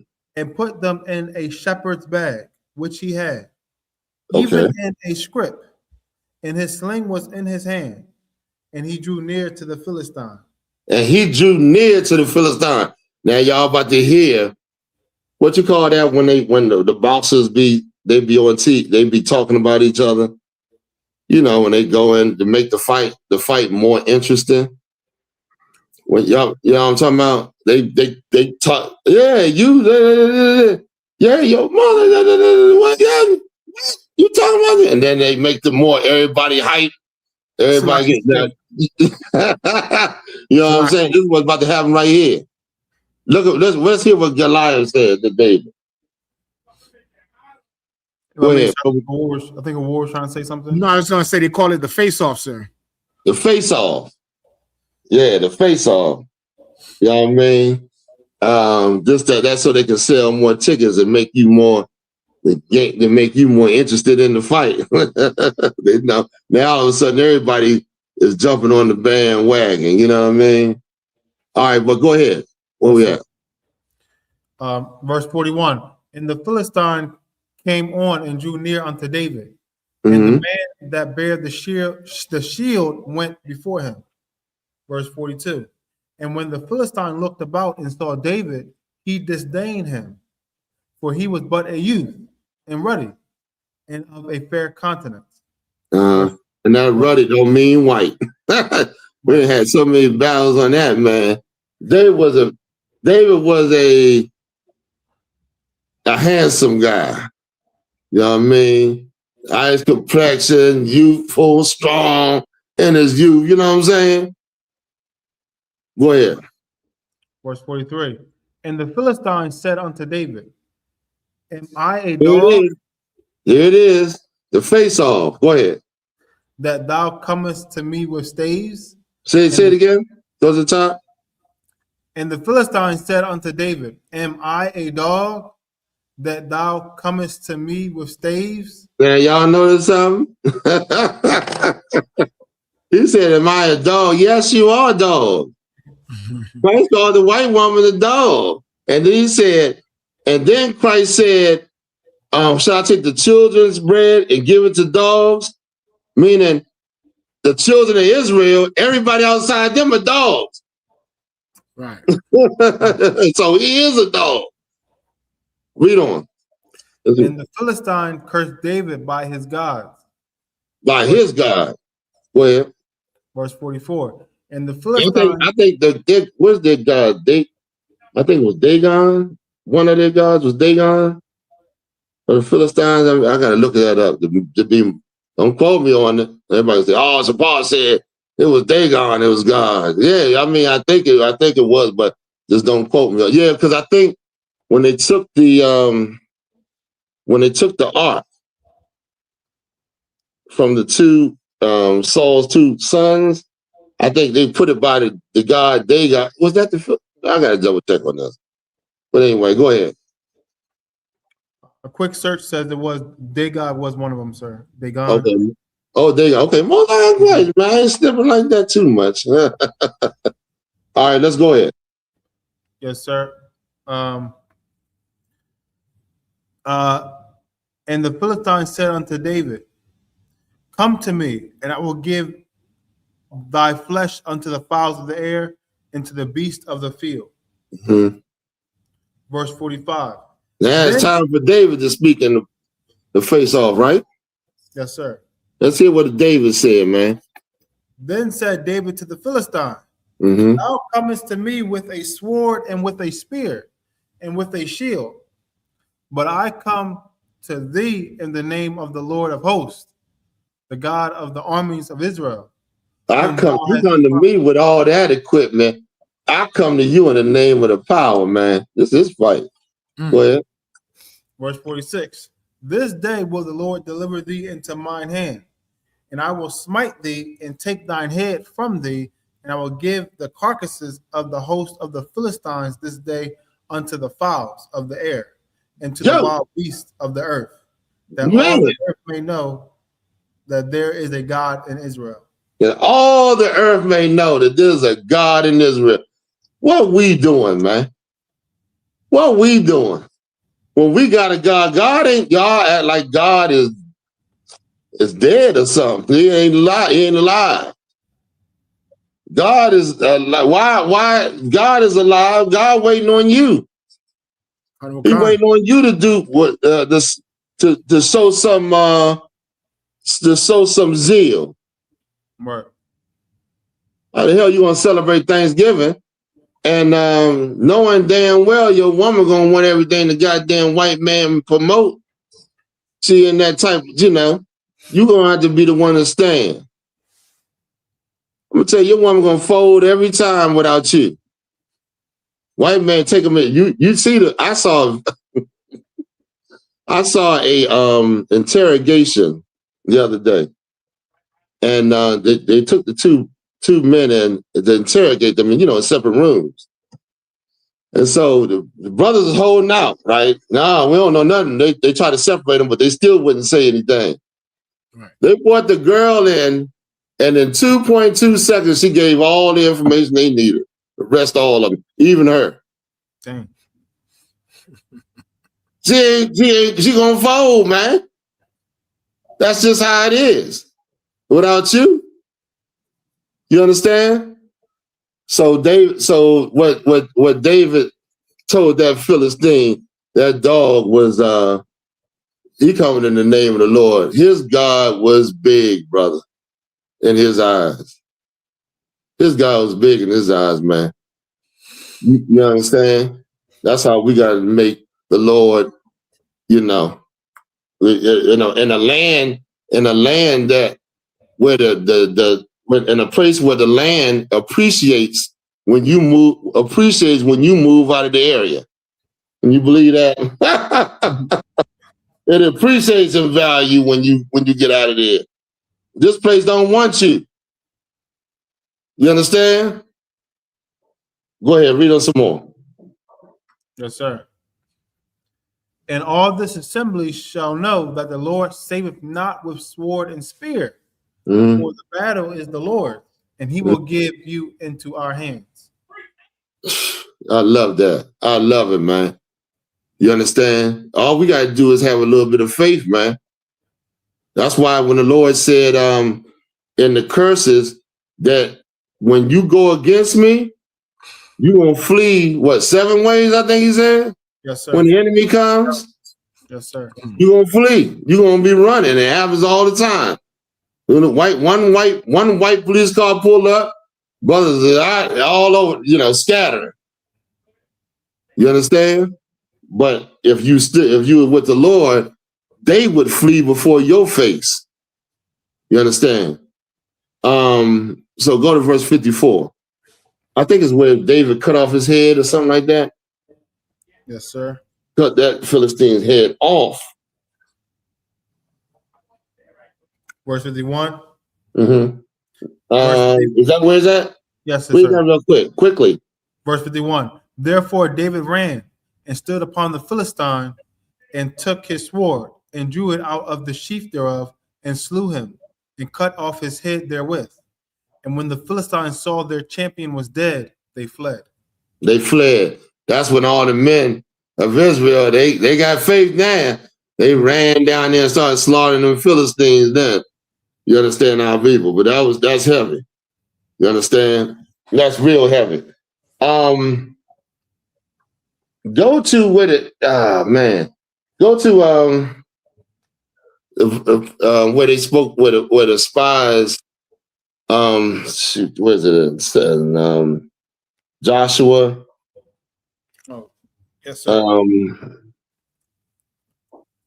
Joshua and Caleb, and the spies spoke the lie. I can't think. It's Joshua and what? Is it 4?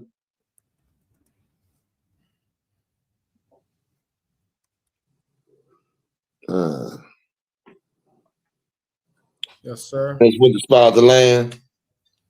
In Numbers, huh? You want the one in Numbers? Let me hear what that. Yeah, it might be one. Let me hear it.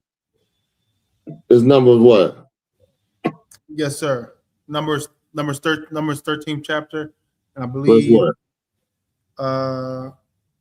Let me. I want to get the exact verse. I should. 13. Is it around 30 or something like that? Yes, it's got kinds around 30. Okay. So started reading verse 26. Yes, sir. This is the book of Numbers, chapter 13 and verse 26. Let me see what's up. And they went and came to Moses and to Aaron and to all the congregation of the children of Israel unto the wilderness of Paran to Kadesh, and brought back word unto them and unto all the congregation, and shewed them the fruit of the land. Verse 27.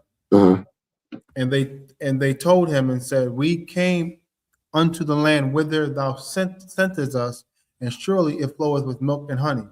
And see, this land does flow with milk and honey, of course. It sure does. Well, this is the spies.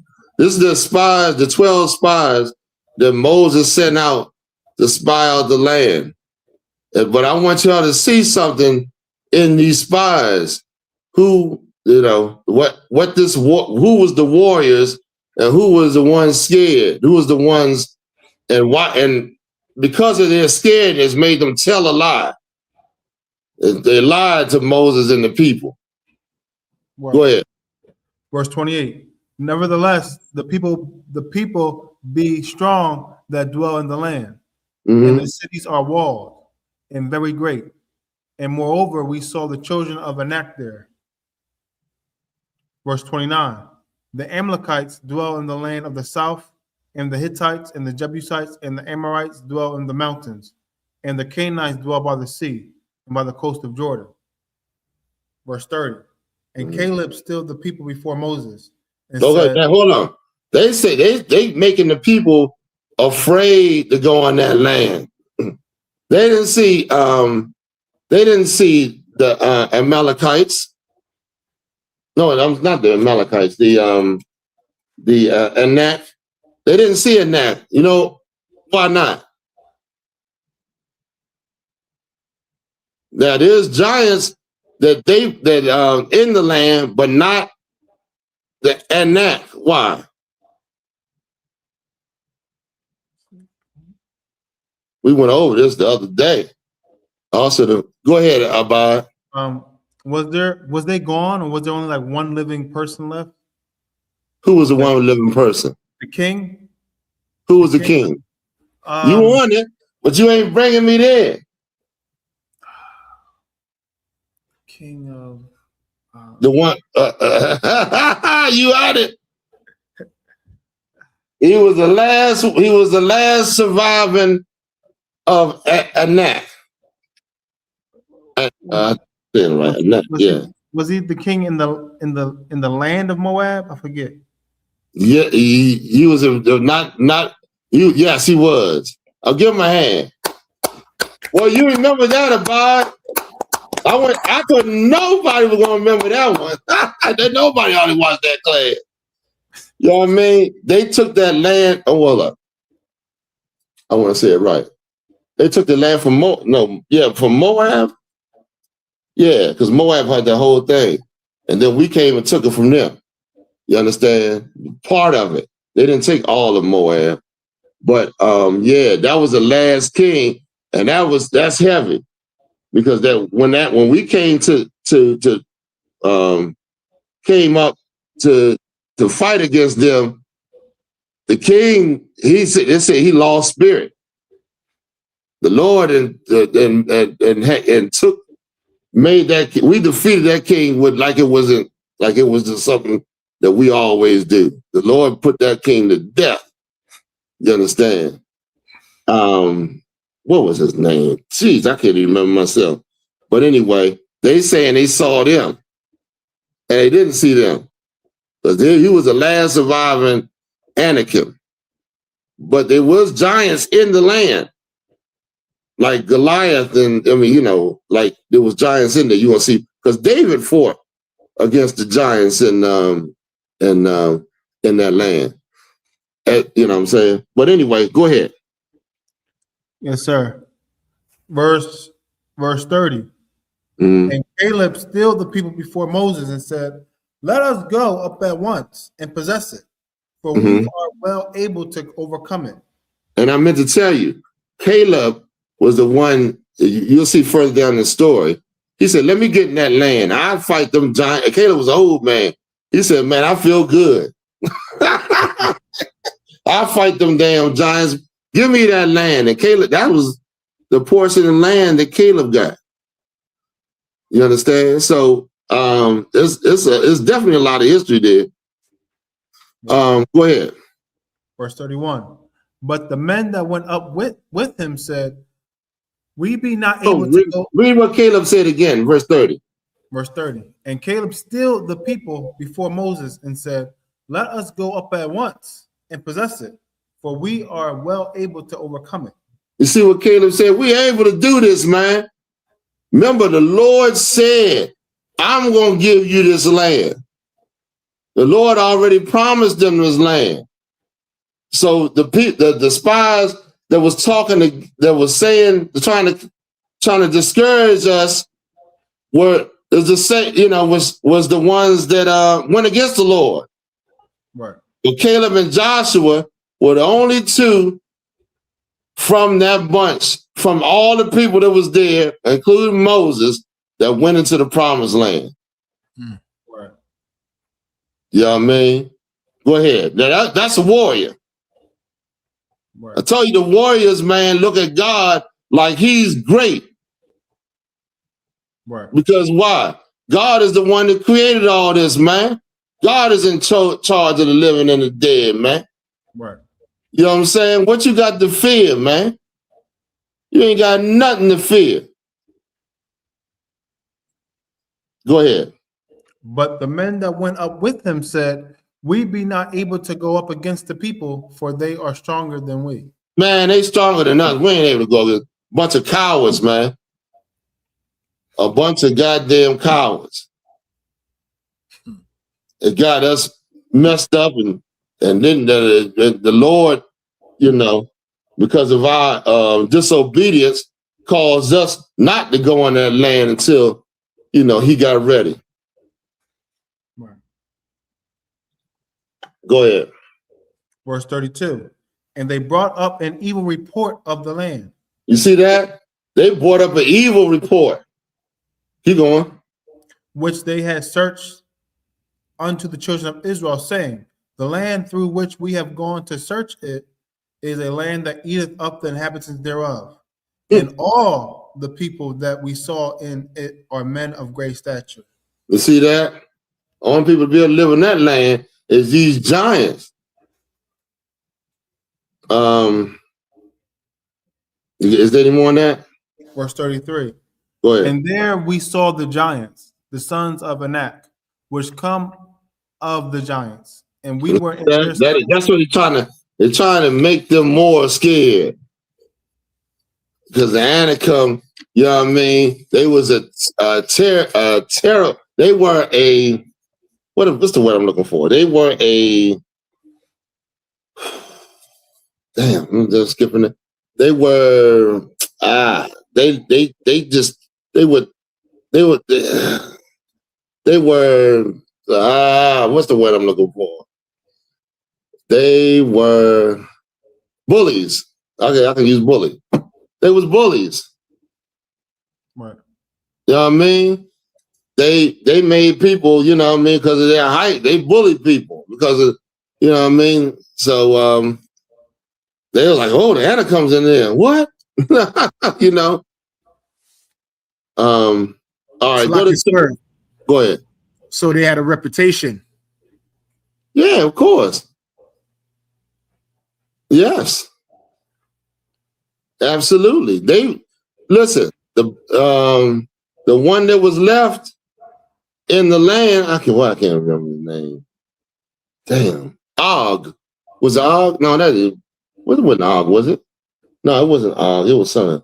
The one that was left, he got in charge because he was, he was intimidating.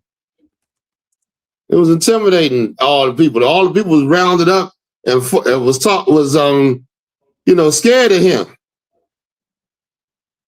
You know what I mean?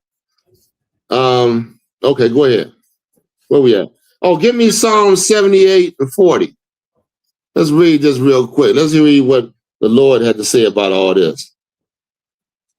Yes, sir. You said Psalms 37 and 40? And yes, Psalm 78 and 40. And also remember when Christ went into a certain place, he said because of their unbelief, he couldn't do too much. Yes, sir. That's exactly the situation that we looking at right here. The Lord couldn't, because of their unbelief, you know what I'm saying, they held them back. You got it about it? Yes, sir. This book of Psalms. That's lucky. The water, sir. I didn't put it up. This is the book of Psalms, chapter 78 and verse 40. How often did they provoke him in the wilderness? How long did they provoke him in the wilderness? Go ahead. And grieve him in the desert. And grieve him in the desert. Go ahead. Yea, they turned back and tempted God and limited the Holy One of Israel. And they limited him. You understand? That's what we did. That's what we're doing right now today. And because our unbelief, we limited in God. God said, if you sowed a little bit of faith, I'll open the windows and the doors and pour out a blessing to you. You know what I mean? You should call them on that. You should call them on that. Is there any more than that? That's it. That was it, sir. Okay. That's good. All right, so you know what I mean? Go back to where we was at. Where was we at? We was in 1 Samuel. Yeah, go back to 1 Samuel. Give me what the Lord called David a man after mine own heart. And War, you get the scripture where he said, from between his feet, he gonna raise up, Yahweh Shai. He gonna raise up a man from his seed. We definitely need to go on that. See, David did a lot of killing. He went to war against them. Here's another thing a lot of people don't put together. Amalek. Who is Amalek in the scriptures? War. Amalek is the forefather of the so-called Jew. Forefather of these fake Jews right now, descendant of Esau. Amalek is, right? When David went to go fight with I think he was hiding out. He was hiding out. Ziklag is where the Philistines gave him a city while he was with them. But when David went to go fight with the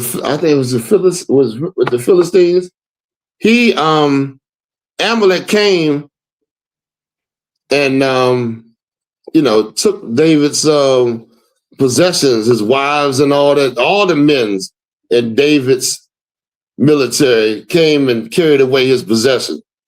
So when they came back, because remember they couldn't go with the Philistines because they told the Philistines, hey, that's David. I ain't taking him. He had learned they was coming to fight against Israel. I'm just giving y'all half the story real quick. But he had fought earlier against the Amalekites, who are the fake Jews. Who are the Jews you're talking about today? You mean to tell me David is a Jew and he went to go and David is the real Jew. He's a black man, right? And he went to go fight against the white man who is Amalek. The one you calling a Jew today. You understand? The irony. And then that goddamn Doeg, that Edomite. Remember that Edomite? That went and killed the priest? It shows you they ain't got no respect for nothing, man. They ain't got no respect for God or his people. Remember the priest that gave David the showbread? Y'all read the story, right? Yes, sir. Okay. Y'all know the priest that gave David the show. Remember David he told a little lie to the priest. He was hungry 3 days. He said the priest might have something to eat.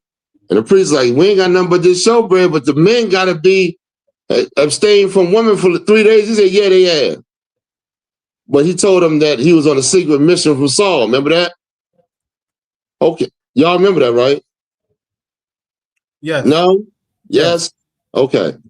So now, when the word got back to Saul, they was like, who gonna go? Saul wanted to know who would kill the priest. The priest didn't even know what was going on. They didn't know. But Saul was so enseized with his rage, he said, go kill the police. He told the men to go kill the police. The men didn't move because they were from their nation. They weren't going to raise their hand up against the priests. But then this goddamn Doeg, this white man, there was a white man there. It's an Edomite. Doeg was an Edomite. He went and killed the priests. He went to the city where their families were from, killed them. He went over and above. You know what I'm saying? Go ahead, War. I got a question, sir. Mm-hmm. So Israel always had Esau in the court of the king. Like Saul had Esau working for him? Saul had Esau working for him. That's crazy. Saul had Esau. Esau, let me tell you something. Edomites was they was right around Judah. You know, at the bottom, you know, right around that in the caves and the Mount Seir. If you look at Mount Seir, it's right there. No, I'm sorry. What mountain is that? Mount oh shoot. I can't think of it. I gotta find it on the map. It's Mount. If you look at the map, you'll see Esau and Moab right there, and a couple of other. Remember, God said He was gonna lead the heathens round about. He wasn't gonna clear them all out because of our disobedience. So they was right around us. If you look at the old map, right, those nations, so Ammon and all of them, and all them different nations. So so he didn't crept up in there. You know what I mean? Saul might not have known. Hold on 1 second. One second. Saul might not have fully known the registry of this devil. I'm pretty sure he did, though. You know, the scriptures don't really say. They tell you he's a Doeg the Edomite. So, you know what I mean? Go ahead. It's like it said he was the chief shepherd. Maybe so. I got to read back over it. It's been a minute. So, good, man. That's crazy. You know what I mean? Yeah. All right. So, look at, well, that's a heathen empire right there. But I was going to say, look at Haman. Haman was an Edomite too, wasn't he? He was trying to kill us. And the Persian Empire. You know what I mean? So, yeah. Okay, let's go on. Where we left off at. Yes, sir. We are at the heart of like man after my own heart. Yeah, please read that. Because a lot of people don't understand that David, he fought wars to unite this nation. When David first started out, born him, you can damn near shadow him to Yahushua, because you know, of course, you know, Christ come back, he gonna fight the nations to you know, give us the land. Right. It's like David did. David fought. He was born in Bethlehem, first of all, just like Yahushua. What else was he like? He was give me what he said. There's come a man between thy feet who shall fulfill all my will. Meaning he gave David that promise. The Lord gave David that promise, talking about Yahushua. Salaki, sir, I was holding Genesis 49:10, but is there another precept? 49:10, what was it for? Where it says, the scepter shall not depart from Judah, nor Oh lawgiver. yeah, you can read that. You can read that. That's exactly what we're gonna go. Okay, come, sir. Genesis 49:10. The scepter shall not depart from Judah. The scepter is the little staff that the king carries, and so he's, you know, when he's in rulership, is his, you know, he runs. He's in charge of the kingdom. Meaning the scepter shall not depart from Judah. Judah is the tribe where Christ was prophesied to come out of. Read on. Nor a lawgiver from between his feet. You see that? A lawgiver from between his feet. When you read about Judah, he was chosen, and then the Lord said, you got where he said, when he made the promise to David? Abad? Yes, sir. Do you have that? Yes, in Acts. Yes, sir. Okay, read on. Lord, lawgiver from between his feet. Read on. Until Shiloh come. Until peace. Go ahead. And unto him shall the gathering of the people be. You see that? He's talking about our King Yahushua, man. He gonna gather us together. All them rebels that people don't, the brothers and sisters that hate the truth, if they don't stop their hatred, they're going to die in this kingdom right now. And I mean, stop your hatred right now, because we are right around the corner from the end of this kingdom. Right. Right around the corner. Christ could return in literally any minute. So we want to have to stop and come together as a people, man, as you know, and start obeying the words of the Lord, because whether you realize it or not, Blacks, Latinos, Native Americans, I'm talking about Blacks in Haiti, Venezuela, Barbados, St. Lucia, in Puerto Rico, the Dominican, I'm talking about Brazil, I'm talking about Chile, Argentina. What's the strip where all the ports come in? Y'all know what I'm talking about. North, Central, South America. We are Israelites. That's our true heritage, our true nationality. Right. Just different tribes. You understand? What's the one that y'all never made me think about it now? What's the one that let the boats come in that the United States tried to, you know, call that their zone for a minute? Oh man, Panama,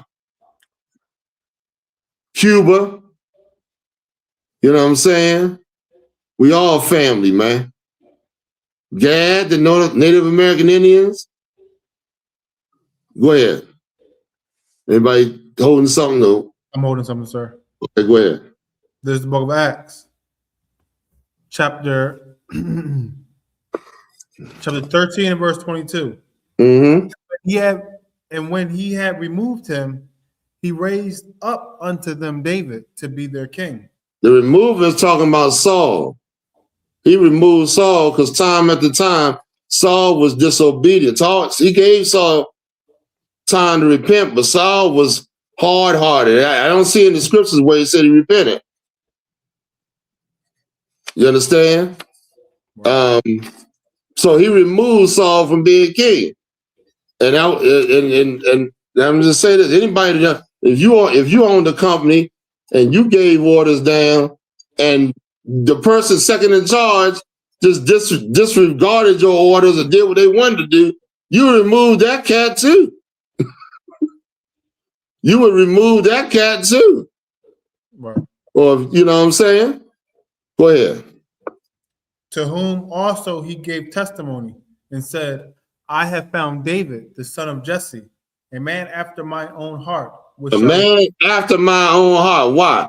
Okay, read on. Let's get to the part. This part. Which shall fulfill all my will. Listen. He said, I found David, a man after mine own heart, which will fulfill my will. A lot of you wicked Negroes. I mean, David did some, he was, there's nobody perfect but Yahushua. I mean, not perfect, but nobody was without sin. Let me put it to you like that. But Yahushua.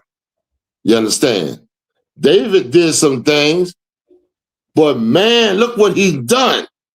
All y'all talking that trash, but David, man, was a warrior for his people, man. Right. Even his own people that didn't obey, that was not in league with what the Lord wanted, he went to war with, because if he didn't go to war with them, they would grow up against the Lord. Right. Think about that. Think about if David didn't unite this nation, man. My God. You understand?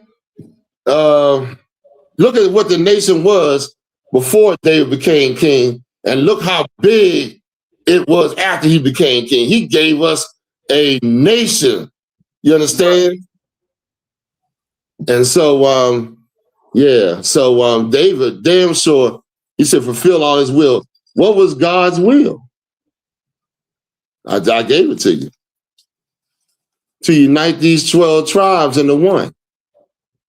Who's doing God's will today?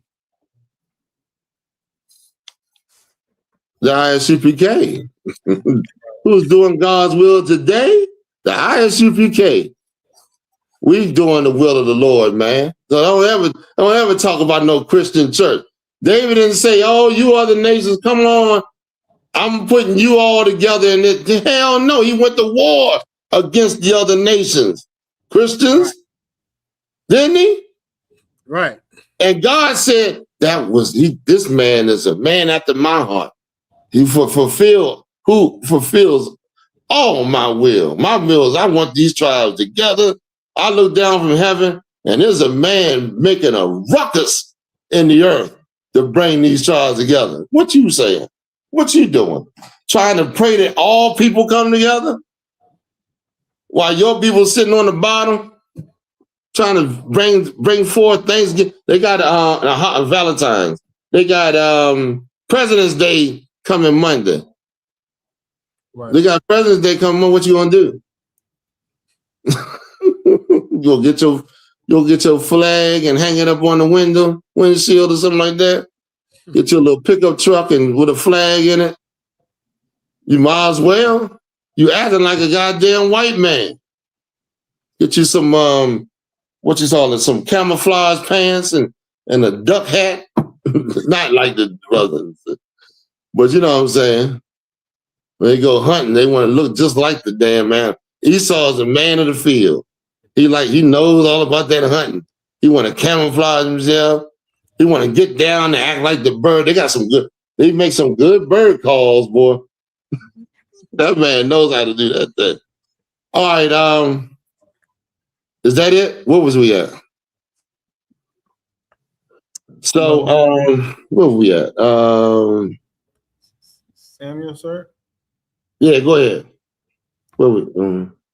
1 Samuel 17 and 54. Mm. And David took the head of the Philistine and brought it to Jerusalem, but he put his armor in his tent. He put his armor.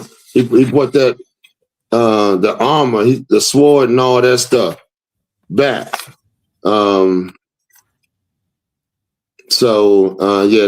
That's heavy. And y'all, here's another thing. Y'all check the history on this, man, because if I'm not mistaken, Caesar wanted the Romans called Caesar a god. They did they not? Caesar wanted to be worshipped as God. Okay. That's true. That's history. So you got, here's the irony of the whole goddamn thing, man.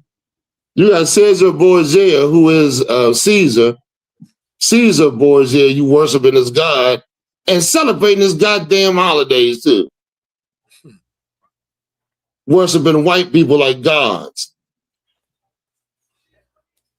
It's crazy. Go ahead, let's read what we got. And listen, and also, these Christian churches are giving you the slave Bible all over again. Think about it. They're giving you the slave Bible all over again, meaning you were supposed to have come out of slavery, which you never did. You ain't never had no land of your own. You were supposed to come out of slavery and not be a slave to them, have your own thing going on. Well, they got you worshiping them. You a second-class citizen in the Christian church, maybe a third class or fourth class by now, A lot more people, a lot of our people, not here no more. So who knows what the statistics are now. But using that and teaching you the Bible where all nations come together, when they putting all nations all over top of you and putting you making sure you get mashed down on the bottom, while you're the welcoming mat to all nations. Let's put it to you like that. Christianity turns you into the welcoming mat to all nations. They all walk all over you. Welcome to hell. This is hell. You know what I mean? Go ahead. Read what we have. Yes, sir. Khan. First, are we back in 1 Samuel chapter 17? Did we finish that one? We did. Where did you want me to go next, sir? Salaki. I was gonna go to Christ, but I might have to change it. I might have to do do this one next week because it's damn near a ton of scriptures on this one. But how it links up to Christ, I was gonna go into the New Testament and then the temple. How God was pissed at us about that temple, man. When we listen, okay, let me just break this down real quick. I'm gonna end the class. Anybody got any questions? I'll take those. But in the temple, remember we had built the temple through Nehemiah. Remember that? And the elder men that saw the new temple and how it was way smaller than Solomon's. Remember they saw Babylonians destroy Solomon's. So they went and built it and it was way smaller. So the old elder men said, the scriptures say, wept when they saw the temple. You know what I mean? And then, of course, a white man know how we was, how some of us felt about the temple. So Herod launched a massive campaign to build the temple. Now, check this out now. Hold it. So now when you get the go to the scripture with Christ, when they was telling the disciples was telling Christ, you see, look how great the temple is and all that. That was Herod extending, making the temple marvelous to get into the temple. Remember, we couldn't let the other nations, but that was our holy place, our holy space. We didn't let other nations in the temple.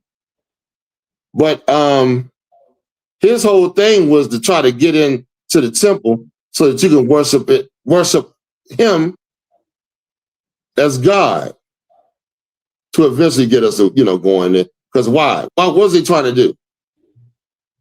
What was they trying to do? What was the white man trying to do here? And you can read this all through the script. It's all in the scriptures. I'm not making nothing up. It's history too. You know what I'm saying? But what was the white man? We're going to go into a little bit of it next week anyway. What was the white man doing? Give me Hawar sitteth in the temple showing that he is God. The whole, read this for me real quick. Abide. Yes, sir. See what you got. This is the book of Matthew. I'm going to get this up and rolling. In verse 1. And Jesus went out and departed from the temple, and his disciples came to him to shew him the buildings of the temple. Verse 2. That was when Herod, they were so proud of what this goddamn heathen was doing for them. They bragging on the temple. So how you think God was feeling? What you think God's mind was like up in heaven? Could you imagine? He wouldn't even let David build the temple, and David's one of us because David's hands was too bloody. Right. He was a man of war. But our people let white people come. I mean, Herod not come in and build it, but be a part of the temple's construction. And it was an eyesore to the Lord. Right. Read on.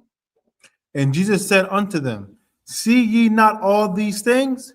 Verily I say unto you, there shall not be left one stone upon another that shall not be thrown down. You the temple. And the white man wants to get inside you too. He wants you to worship that white image. That's Caesar. Caesar wants to be worshiped right now, today, right now. You want to let him in your temple? Remember the Maccabees fought him and cleaned their temple. Clean their temple out. That's what you need to do. Clean your goddamn butt. Stop eating the pork, shrimp, crab, and lobster, and rededicate your temple. Go ahead, Hawar. 2 Thessalonians 2, verse 4. Who opposeth and exalteth himself above all that is called God. You see that? This white man opposes and exalts himself above Christ. I bet you if you look in the scriptures, you'll see Mary is white. Give me some more. Moses is white. Joshua, whoever famous got to be white. Because it says in the Apocrypha, he covers the Job 9:24 say that too. He covers the faces of the judges, the disciples, and Christ.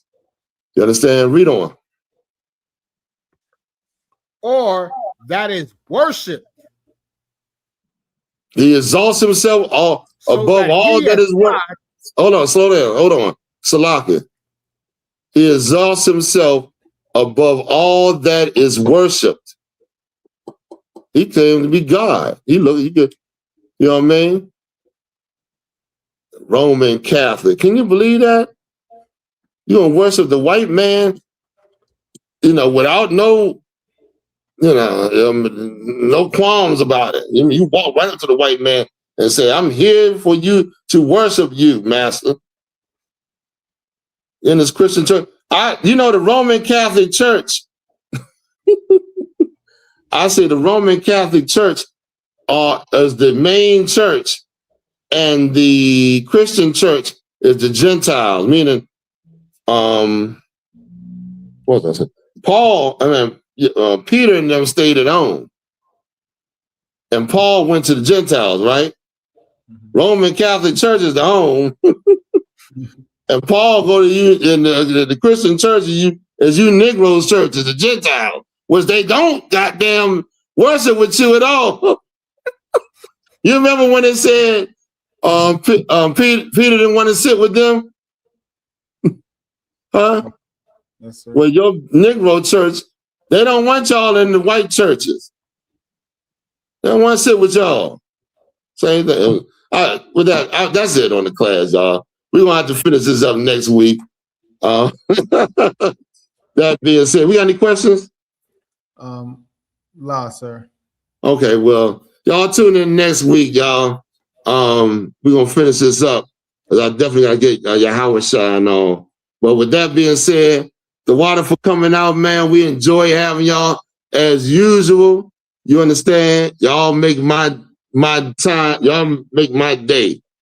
You understand? So we all the men, we're gonna give a courtesy salute. Barak, Yahweh, Simi Yahweh, Barak and Thumb, Yad Invitah. Now we Sar, which means the turn. We're gonna salute the sisters. Barak, Yahweh Shema Alathan, Ba'asim Yahweh Shai. You understand? Yad Invitah. Class is dismissed. Shalom, Israel. It's that time again. The I.S.U.P.K. under Commanding General YAHANNA presents the Lord's 57th Annual Passover. That's right, the Lord's 57th Annual Passover, April 4th, 2026 in Houston, Texas. All Black, Hispanics, and Native Americans are commanded to observe the Lord's Passover. This will be the biggest Passover to date. You do not want to miss this. Fresh lamb, fresh wine, and bitter herbs as commanded by the Most High. Only $200 per person, ages 17 and up. The biggest event of the year. There is only one Passover, and it's under Commanding General YAHANNA. See you there, Israel. Shalom.